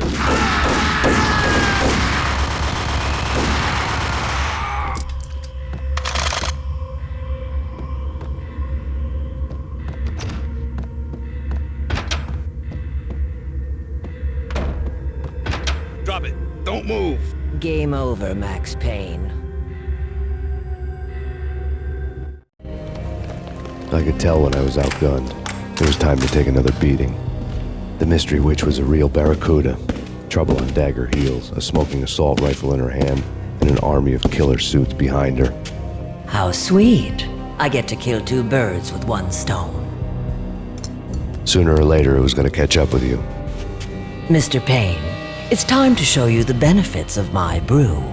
Be a good boy now. You'd find that Lady Luck was really a hooker. You were fresh out of cash.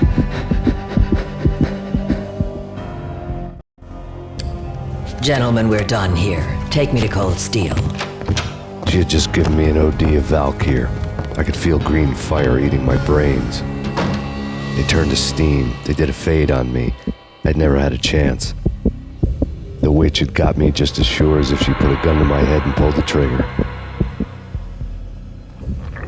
The shadows rushed me, bruised mugshot faces hungry for revenge. They knew my weak spots and closed in for the kill.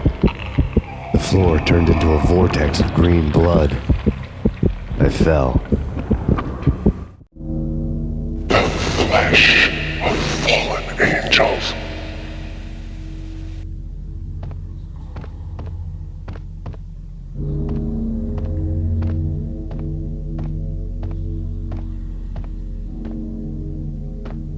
Who's there?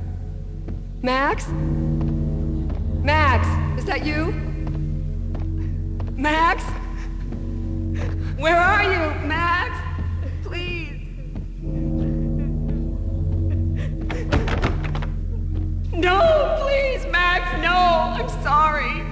Please don't, Max. No, please.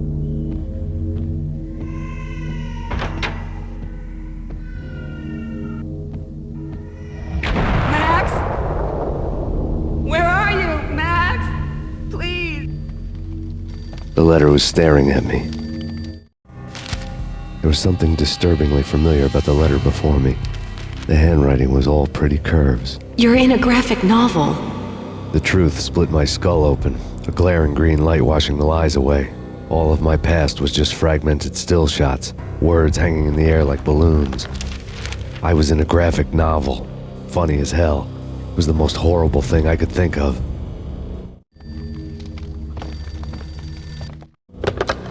Bartender is shiny stuff and dreams are made of stupid necromancers. He sings like a banana wrist, having strayed too close to the constellations on their shaved skulls. There was a bad line in a prank call. Someone spouting insane babble. I couldn't make sense of it. But I had an overwhelming sense of deja vu. The caller's voice sounded oddly familiar.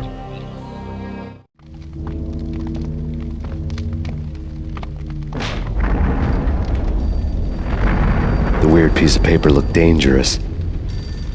There was something disturbingly familiar about the letter before me. The handwriting was all pretty curves. You're in a computer game, Max. The truth was a burning green crack through my brain, weapon statistics hanging in the air, glimpsed out of the corner of my eye, endless repetition of the act of shooting, time slowing down to show off my moves, the paranoid feel of someone controlling my every step. I was in a computer game. Funny as hell, it was the most horrible thing I could think of. Don't lose it. It's Valkyr. The drug. Snap out of it. Try to remember. It was a bad line in a prank call, someone spouting insane babble. I couldn't make sense of it. But I had an overwhelming sense of deja vu, and the caller's voice sounded oddly familiar.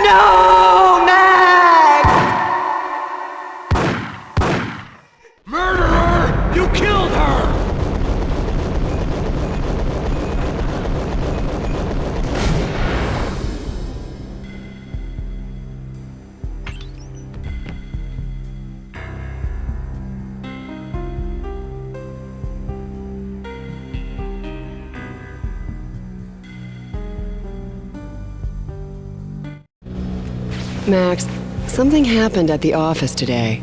A strange memo. Something about Vikings. Honey, I gotta run. You can tell me all about it this evening. Have a nice day, darling. The bullet holes were rubies on her chest, blood glowing on her ivory skin. She was so beautiful. The killer was smiling. The flesh of fallen angels. Slowly, the green nightmare faded, leaving dark stains on my soul that would never come off. I felt like flatlining. I was all shook up. I woke up in a cold sweat, sick and tired to the bone, lying in a puddle of my own puke. The hag had said take me to Cold Steel before it had all gone crazy. It was a clue, the only one I had. It took me forever to crawl back to my feet and hit the road, but when I did, I drove straight to Cold Steel Foundry outside the city. There was a whole lot of action around the place for a freezing winter night. Trucks coming and going, men running. I had the drop on the mystery witch. She thought I was dead. I was on her blind side. I was going in. The bad trip had put me in a crazy mood, adrenaline pumping through my aching veins. Staggering on the mill roof in ice and snow and wild wind, I was a ninja. My kung fu was strong. I wasn't kidding anybody. At best, I was Superman on kryptonite about to fall through a skylight, down to where it was all going down.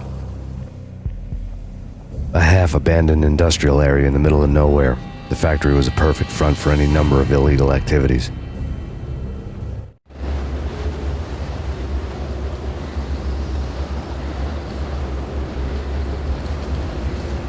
In the belly of the plant, molten metal boiled and bubbled like a witch's brew.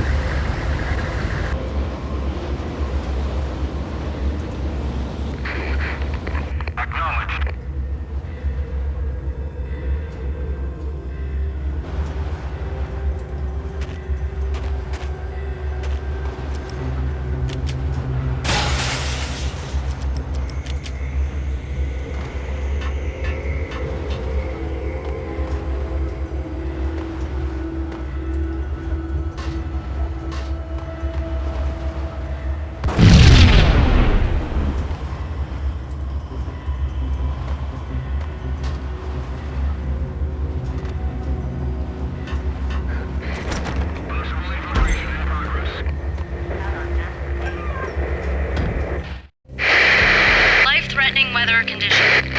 A record-breaking killer storm. In the city's history, vehicles stuck in snow. Heavy snowfall. Forecast shows severe weather is expected to continue. Out in the night, snow fell like confetti over the Devil's Parade. The storm was anything but over.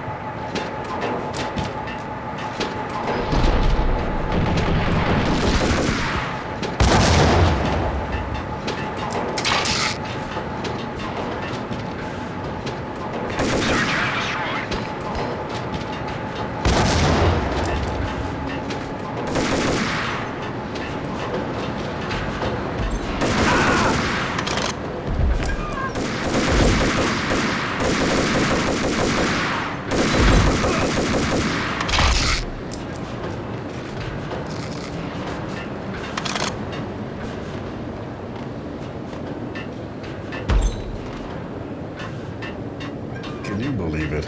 I bet they sleep with their rifles. I bet they've given them names. Engaging hostile.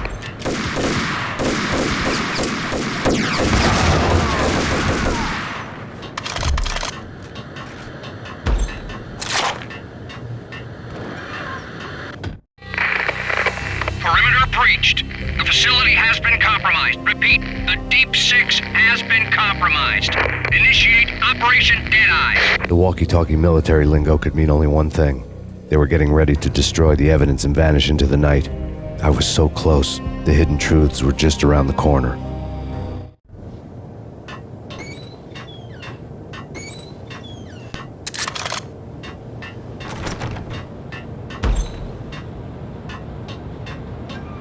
Casualty status.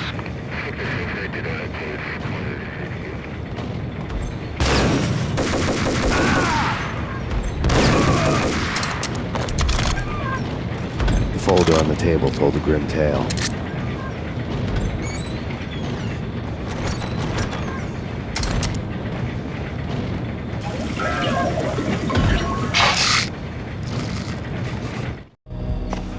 The mercenaries were running a tight operation, paperwork and all.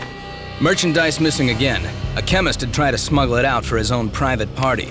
Locked him up in cell B7 in D6's old test facility to wait for proper processing. I was close enough to hear the secrets, just beyond the next doorway.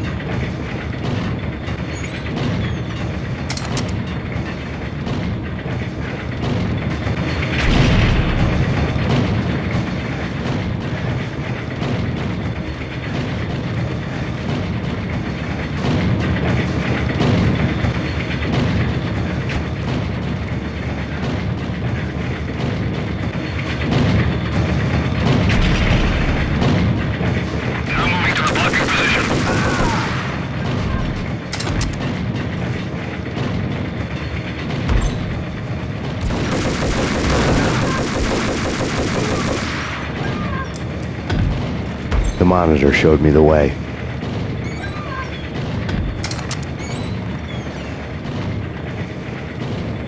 Processing diagrams filled the control room screens, all but one. An elevator titled D6 on one of the screens, somewhere onwards, past rows of ovens, in the core of the plant.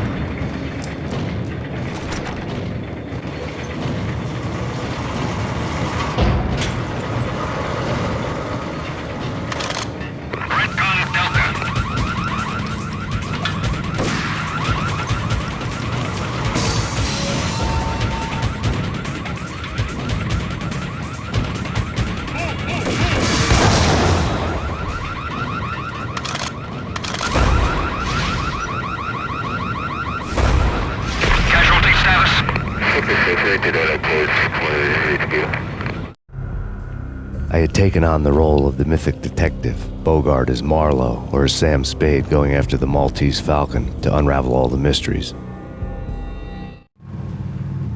Following a path of clues to that final revelation, even if it would take me down to the cold, cavernous depths of a grave.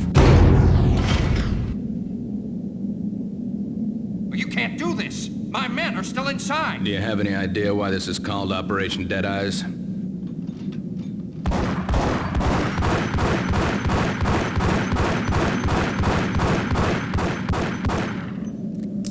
I think he's dead already. Let's do it.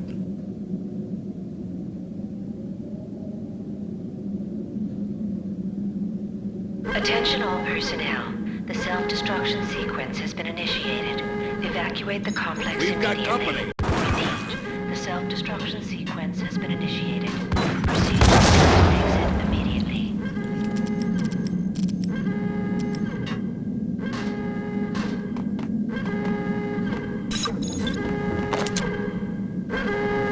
I had seen the logo on the floor before. There was an old army bunker under the steel mill. I knew the military plaque on the floor. I had seen 1,000 variations of the insignia on crumbling brick walls everywhere in the city. The sword replaced by a syringe. Project Valhalla, V for Valkyr, V for Valhalla. All of a sudden it read like a crackpot conspiracy theory.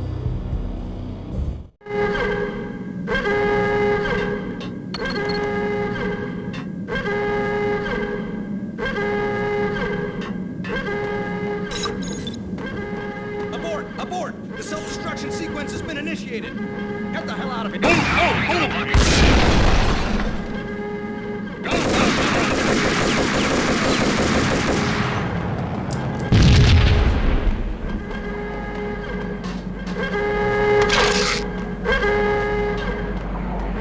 Attention all personnel. The self-destruction sequence has been initiated. Proceed to the nearest exit immediately.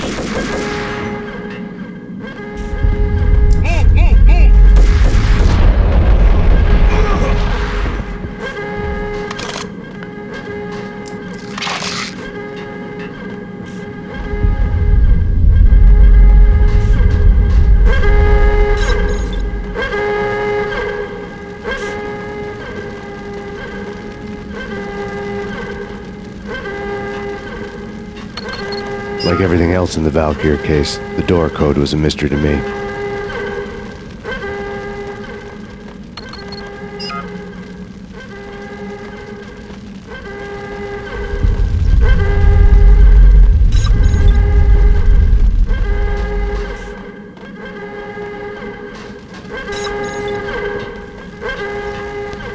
The chemist had been using the workstation when he died.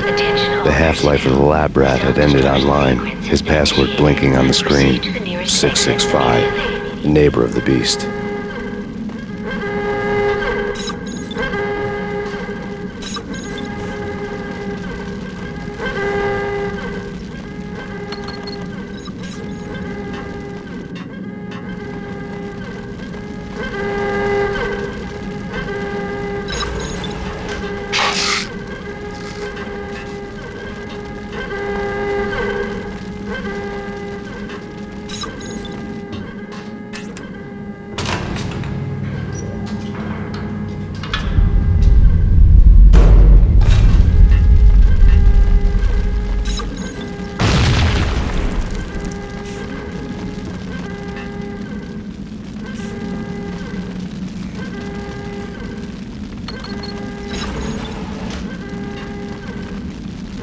Attention all personnel.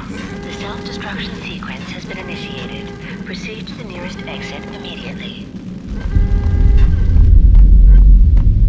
Hey! In here! Hey! Thanks. I thought I was gonna die in there for sure. I need you to get me through the decontamination chamber airlock. You're crazy! No way! The place is blowing up, for Christ's sakes! Either that or back to the cell. Your choice. Okay, I'll do it. I'll do it.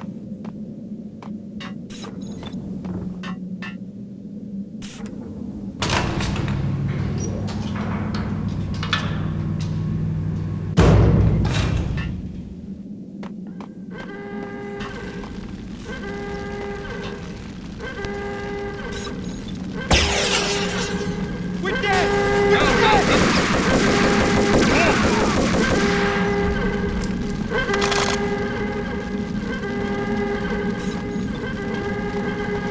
Attention all personnel. The self-destruction sequence has been initiated. I'll punch you through. Decontamination is in progress.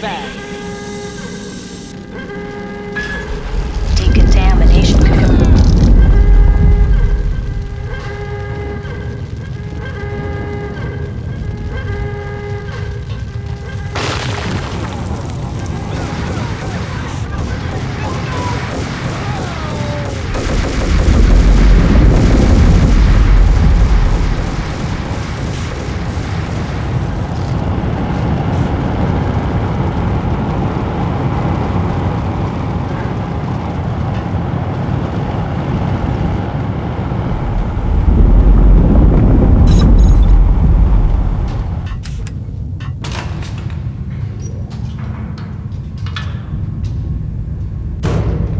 was caught in the middle of the deadly web that was the Valkyr case.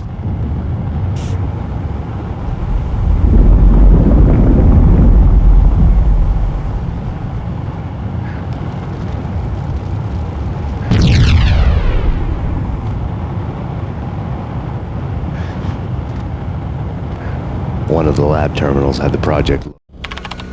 Top secret. Project Valhalla. U.S. Army. Yggdrasil Network. Valhalla, the otherworldly place in Norse mythology where the bravest heroes spent their afterlife feasting and fighting forever, their wounds miraculously healed night after night. Valkyr, the maidens who chose the most courageous Viking warriors and carried them to Valhalla. 1991. The research objective is to create a chemical substance to enhance the stamina and morale of infantry troops. 1995. Results unsatisfactory. Project cancelled. Someone had decided to continue the sick experiment unauthorized. Project compromised. Data leak. Fix the damage by any means necessary. Security clearance red. Authorized by the project lead. Field test. Double the dosage for all the remaining test subjects. Observe and record the subject's behavior in an urban setting. The drop-off point was my old address in New Jersey. The file dated 3 years ago. Just when you thought you had reached the deepest depths of horror, it suddenly got worse. How to turn off that small voice inside your head that started to whisper that you should be glad that now, if not before, your revenge was justifiable on any conceivable moral scale. That small voice proved, beyond any doubt, that I was damned. Go on the screen. The dagger-heeled woman had come and gone a long time ago. There was nothing more for me here. The bunker's name was acting as a self-fulfilling prophecy.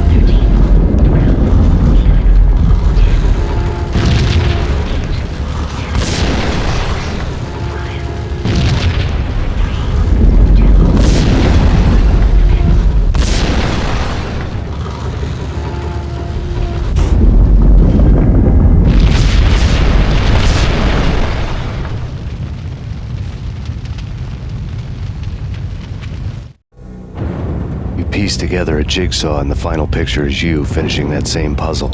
A mad, green-eyed killer standing behind you. An urban legend come true. The Project Valhalla test subjects had been the mad junkies who had murdered my loved ones. The rest was simple body count math. It all pointed to her. Ms. Valkyr. The factory went up in a fiery inferno behind me. All my leads were dead, turned to smoke and dust. I had lost my way. I hadn't slept in a million years.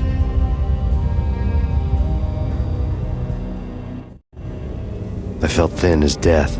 I've been living on an endless supply of week-old donuts. They were fuel for this crazy furnace inside my head. I couldn't remember when I had last seen the sun. I was on a permanent graveyard shift.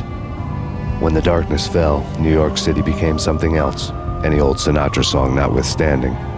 Bad things happened in the night.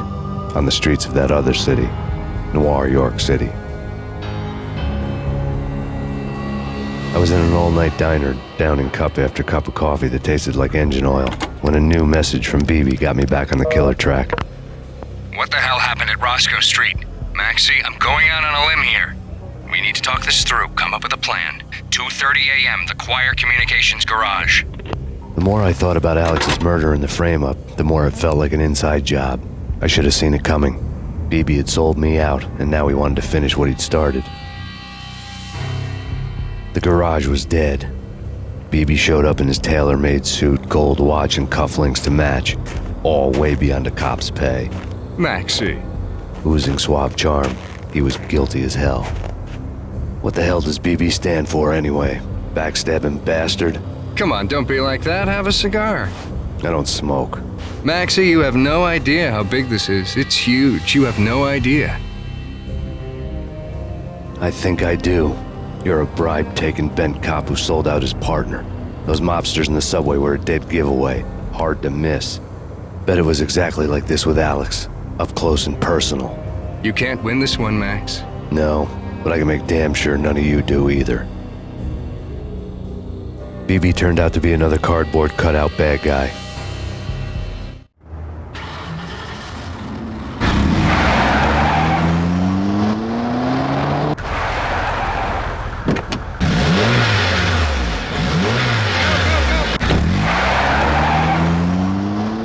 A bad cop on the take. A cowardly right-hand man fleeing from the scene, leaving his paid thugs to do his dirty work.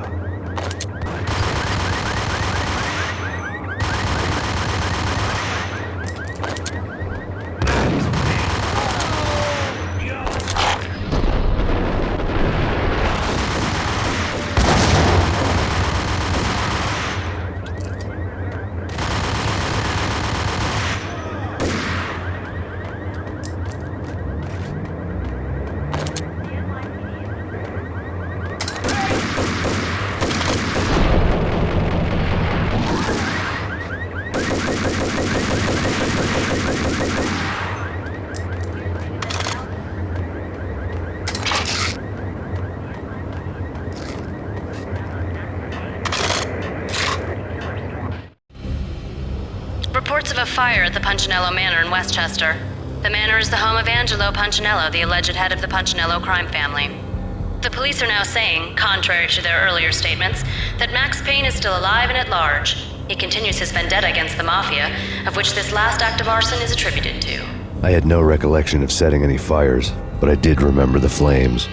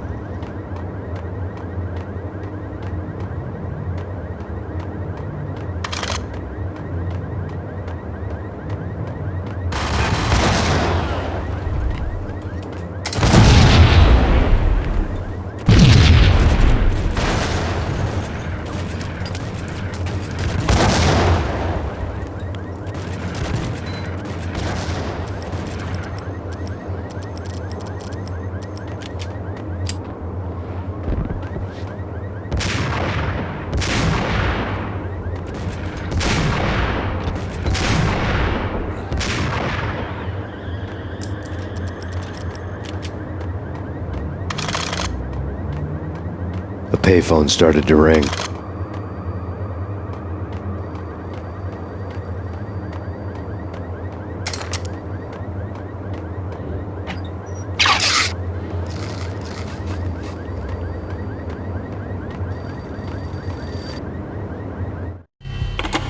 Yeah. Max Payne? Whatever does it for you. This is Alfred Woden. I can give you the name of your enemy. Come to the Asgard building presently. We are expecting you. Woden was waiting for me on the steps of the old building. Mr. Payne, let's go inside. The others are anxious to begin. The others? Despite the general misconception, this building actually predates the City Hall by 2 years, thus being the oldest municipal building still in use here at the foot of the Brooklyn Bridge. No kidding. The old man played tour guide as he led me through a dark domed hall. The answers I was after loomed large ahead. Mr. Payne, I would like to introduce you to my colleagues in what we call the Inner Circle. You've been watching too much X-Files. You have seen the files on Project Valhalla. We can fill the gaps, provide you with the information missing from those files. We were all involved in the early stages of the project during the Gulf War. What's the catch? We would very much like to blow this thing wide open, but our hands are tied. Her name is Nicole Horn. She was the key figure in Project Valhalla. When the funding was discontinued, She simply refused to quit. She knew exactly what she had in her hands. Nicole Horn is the president of Acer Corporation. She has more than half the city in her pocket. This must be kept under wraps. If you try to go public with this, we will deny any knowledge. We need you to take her out. Afterwards, we can protect you. Make all the charges go away. That was the cue for the killer suits to kick in the doors and swarm inside.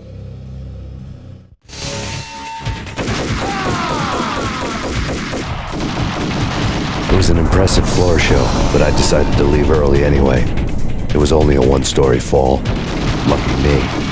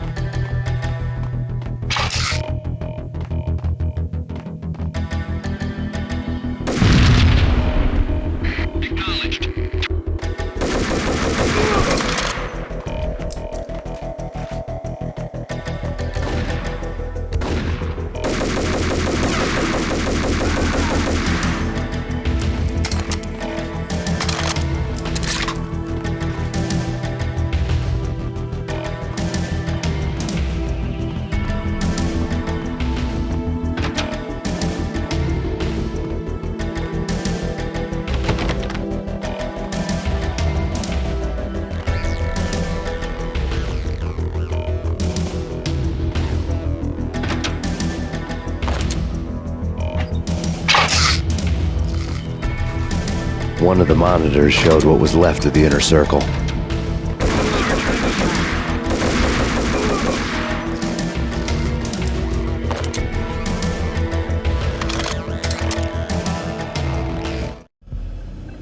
On screen, the so-called corpse of Alfred Woden stood up, miraculously waking from his dirt nap, looking smug among his dead pals. In the land of the blind, the one-eyed man is king. I didn't know how he'd pulled it off, but it was a pretty slick way to get out of all his promises. Most of what he had said fit too well to be a load of crap.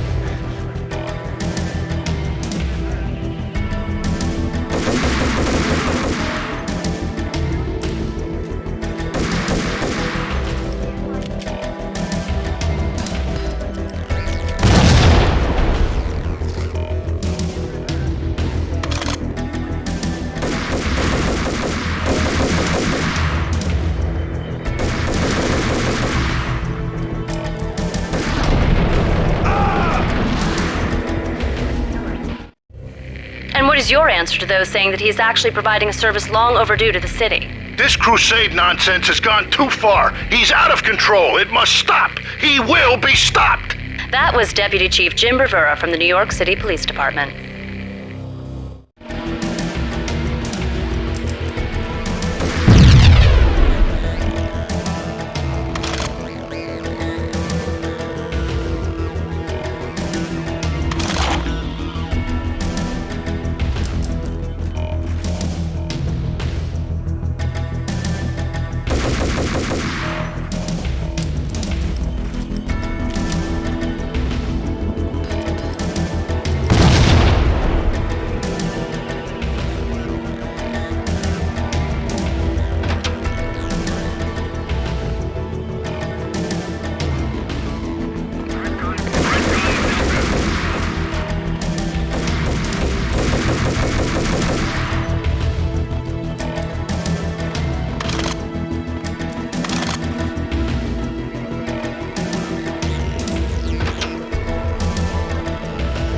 A videotape lay on the desk. Nicole Horn had blackmailed the inner circle into silence. The tape came with a curt extortion note on a piece of expensive paper. I remembered Candy Dawn taping her clients in action on the side, selling the tapes to the highest bidder. I was sure that kinky sex was nowhere near Alfred Woden's worst sin, but I had a feeling that when this was over, any collateral would come in handy.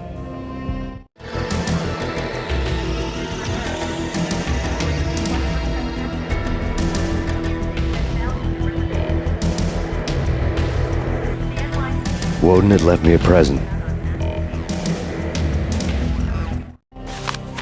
Woden had taken care of my mission preps with military precision. The critical areas in the Acer Corporation headquarters blueprints were circled in red. The president's office was at the top of the building, right below her penthouse suite. The elevators were controlled by a security computer, part of the mainframe located underground below the building. The high-rise was sealed as tight as a sci-fi fortress. Nothing seems to stop Acer Corporation's phenomenal victory march. Incredibly, the stocks are still rocketing. Worried experts already see a danger in the company's success. Some have gone as far as to say that Acer Corporation is about to become an even bigger monopoly than Microsoft ever was.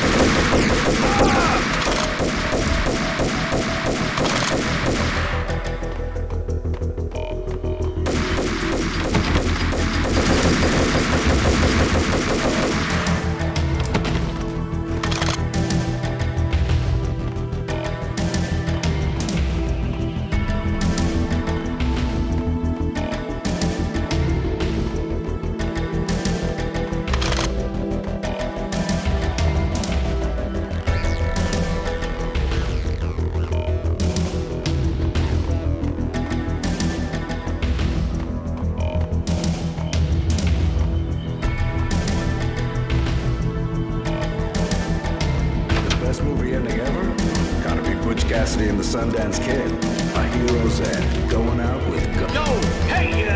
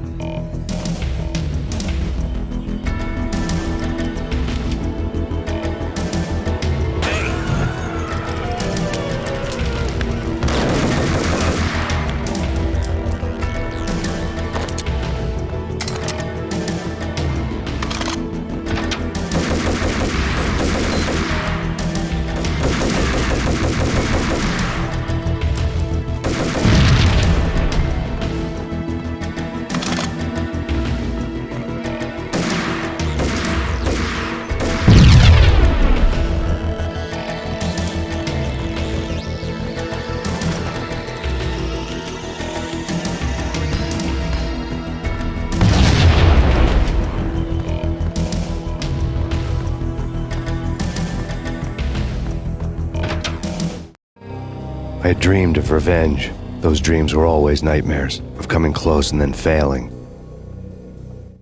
Now I was close. I had a name to guide me, Nicole Horn. I had nothing to lose.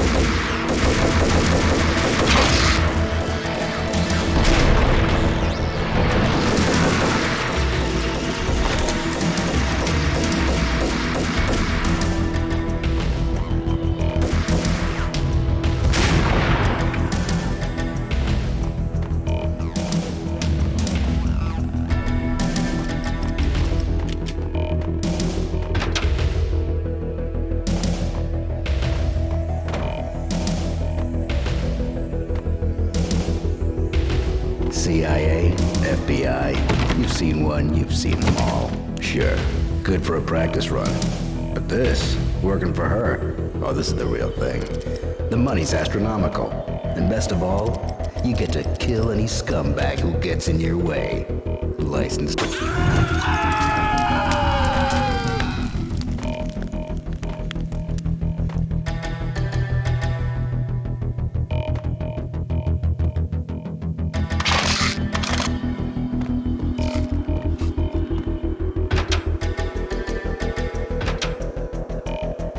Take him down. Shoot to kill. Let's finish this.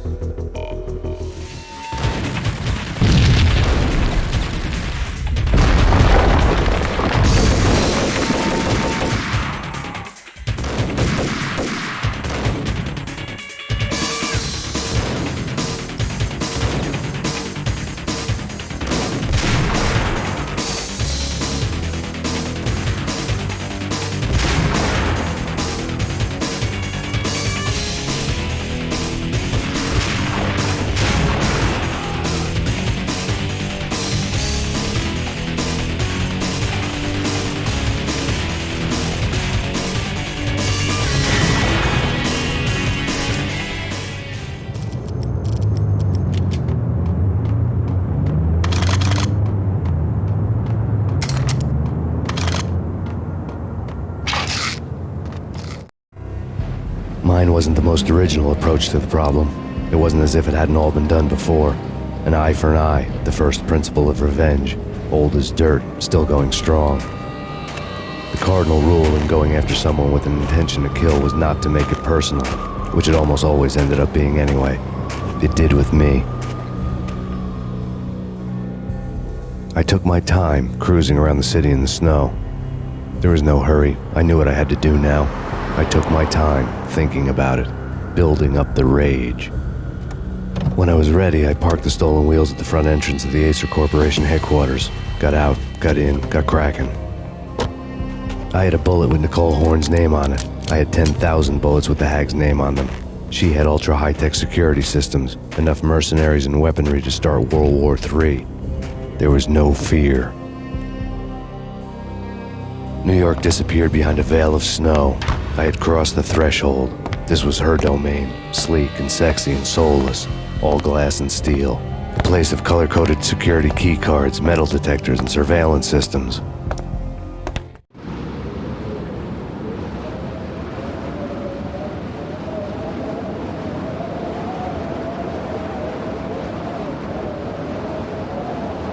Colder than a walk-in fridge. Cold as a gun.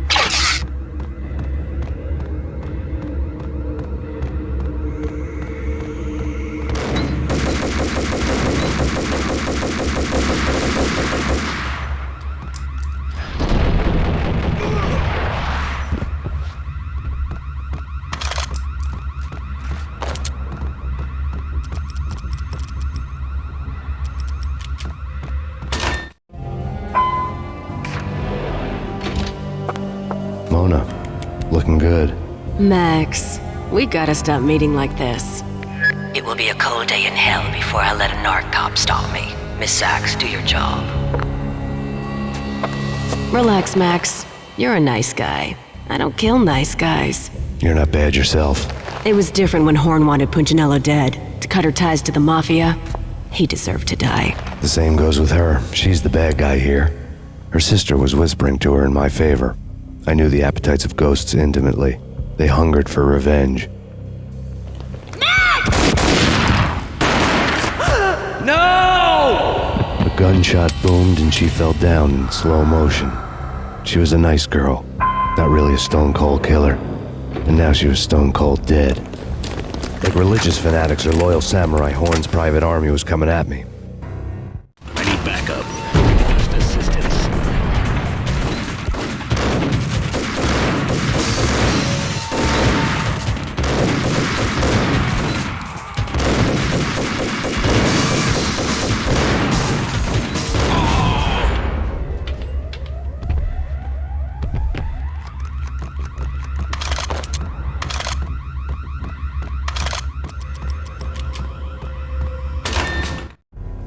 When the elevator came back down, Mona was gone. There was a lot of blood, but no body. Something clicked for the final time. My mind had never been so clear, as if somewhere high above the storm clouds were already gone, cold stars blazing from the black skies.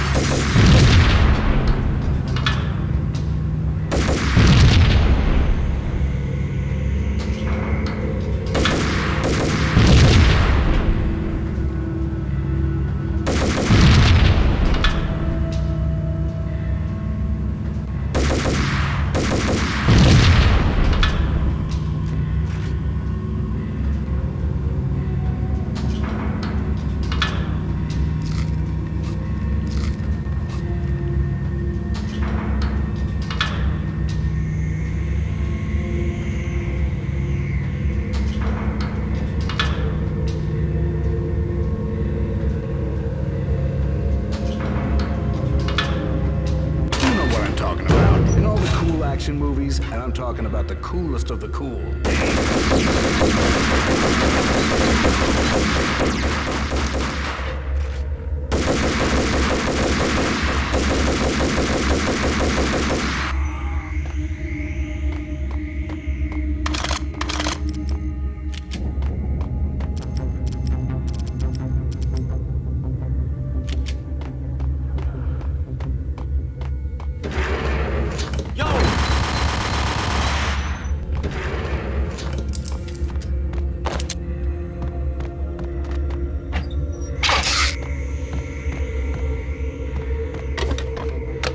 I had elevator access to the mainframe. From there, I'd be able to override the security locks and get to her office.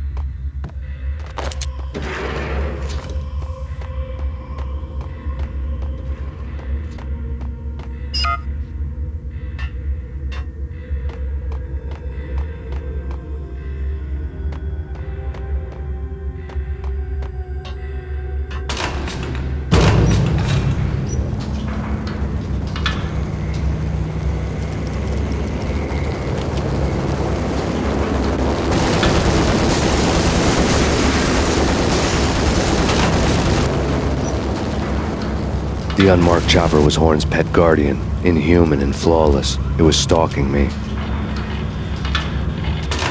Stereotyped. I'm not a cold-blooded killer. I'm a nice guy. I love my wife. I have 2 boys I'm very proud of. He just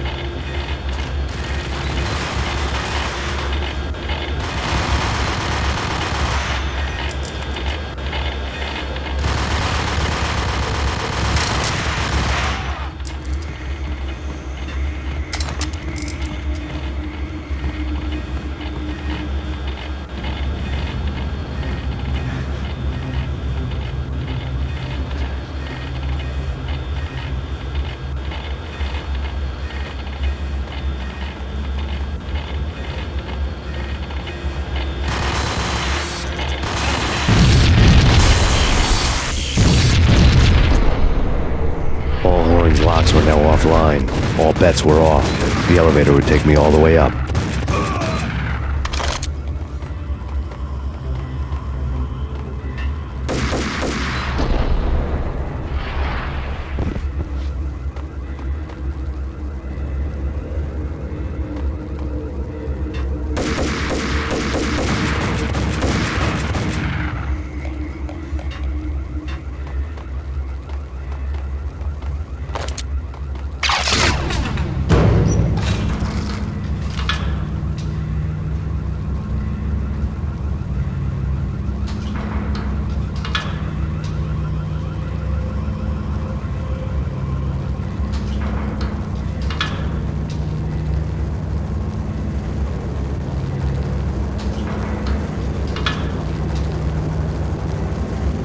Seen from this height, the night seemed to stretch on to eternity.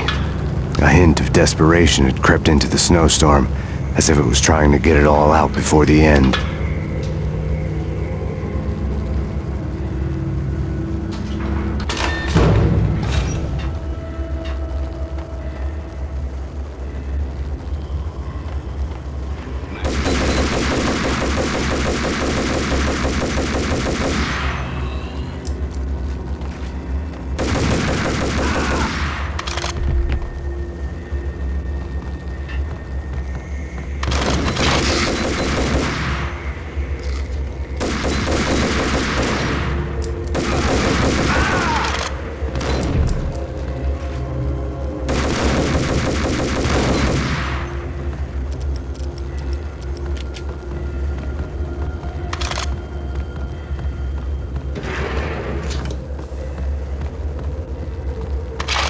Horn's personal computer was on.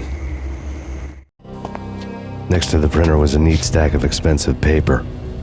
Hacking through Horn's computer would have unearthed files of criminal plans, strategies for world domination, spy helicopter reports, illegal wiretap recordings, internet porno, all of the above.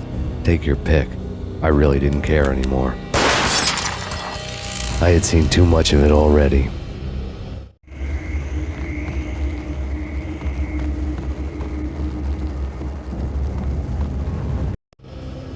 Valkyr had been meant to be a white-winged maiden that would lift you to a warrior's heaven, but it turned out to be a one-way demon ride to hell.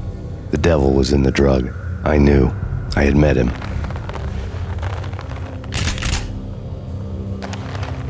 And now I was gonna kill her, the queen of the underworld who had tried to lift herself a bit closer to heaven with her drug money. No begging, no bribes. She knew better. Honor among killers. We who were about to die. Both of us knew how this would end, in pain and suffering. All this because your wife stuck her nose into things that were none of her business. The cops were coming to take me away. The sirens were like a bad conscience I couldn't shake. It's ridiculous you've made it this far. You won't be alive when they get here. Stop him!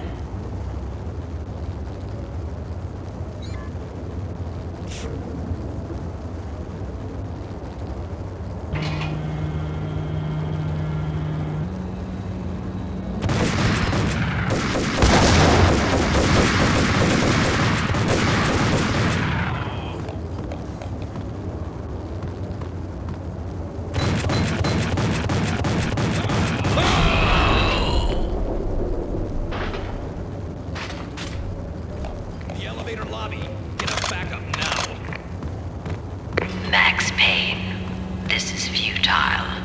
A waste of time. The deaths of your wife and daughter were necessary. Inevitable. It is done. You cannot bring them back. Nothing you do will make it any better.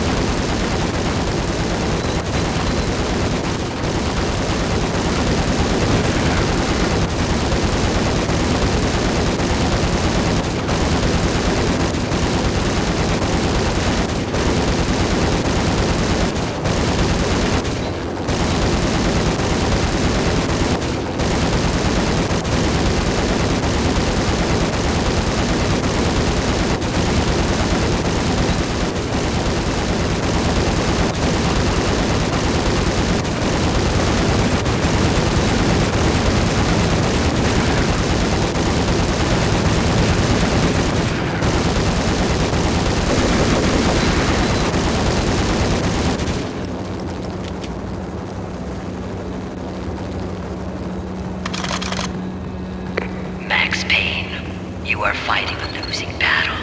You cannot survive this. You will die. Stop fighting. Make it easy for yourself. Accept your fate. You will die here.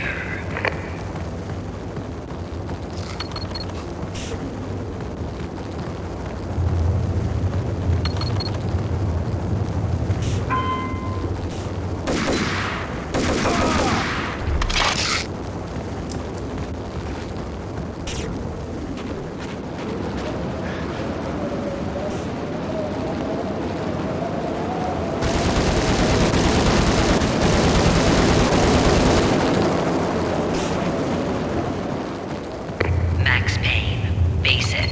You are up against an unbeatable force. You have already lost. You have lost. Only death will set you free from your pain. Accept it. Surrender. We have them in Give the up. North Lounge. Send us assistance.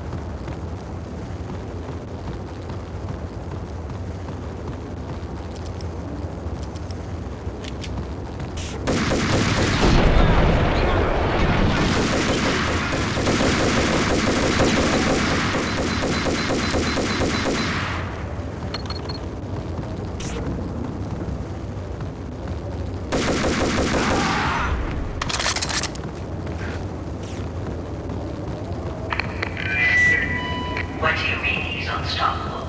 You are superior to him in every way that counts. You are better trained, better equipped. You outnumber him in each way. One, do your job.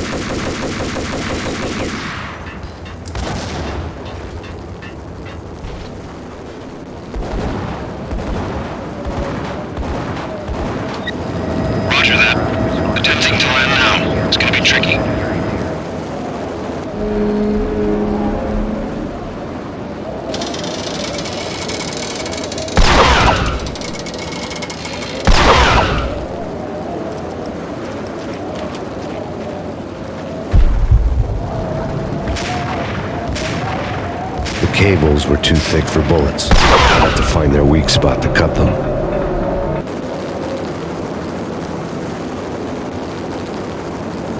She's on board. We're out of here as soon as the wind dies down. Don't like the look of that mast.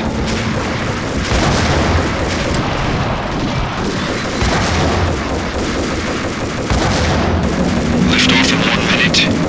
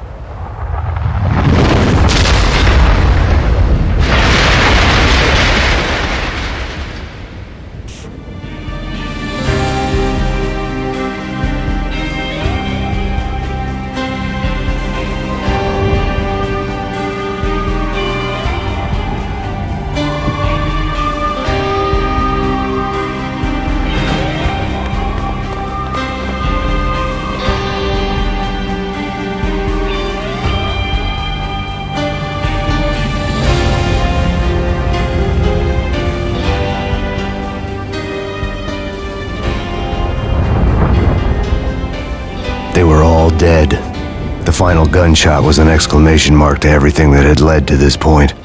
I released my finger from the trigger. And then it was all over. The storm seemed to lose its frenzy. The ragged clouds gave way to the stars above. Max Payne, this is Deputy Chief Jim Bravura from the NYPD. We've got the building surrounded. Throw down your weapons and lie down with your hands behind your head. A bit closer to heaven.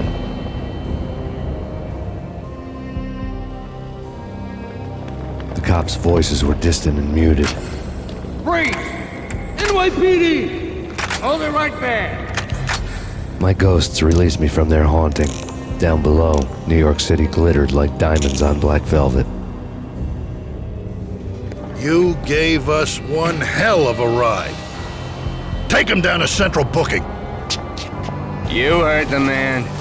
Woden was there in the crowd, standing by the sidelines. It wouldn't be over till the man with the patch would say so. He'd say the right words. I knew he would. He'd better. Woden grinned smugly. It was the grin of a winner. That made two of us.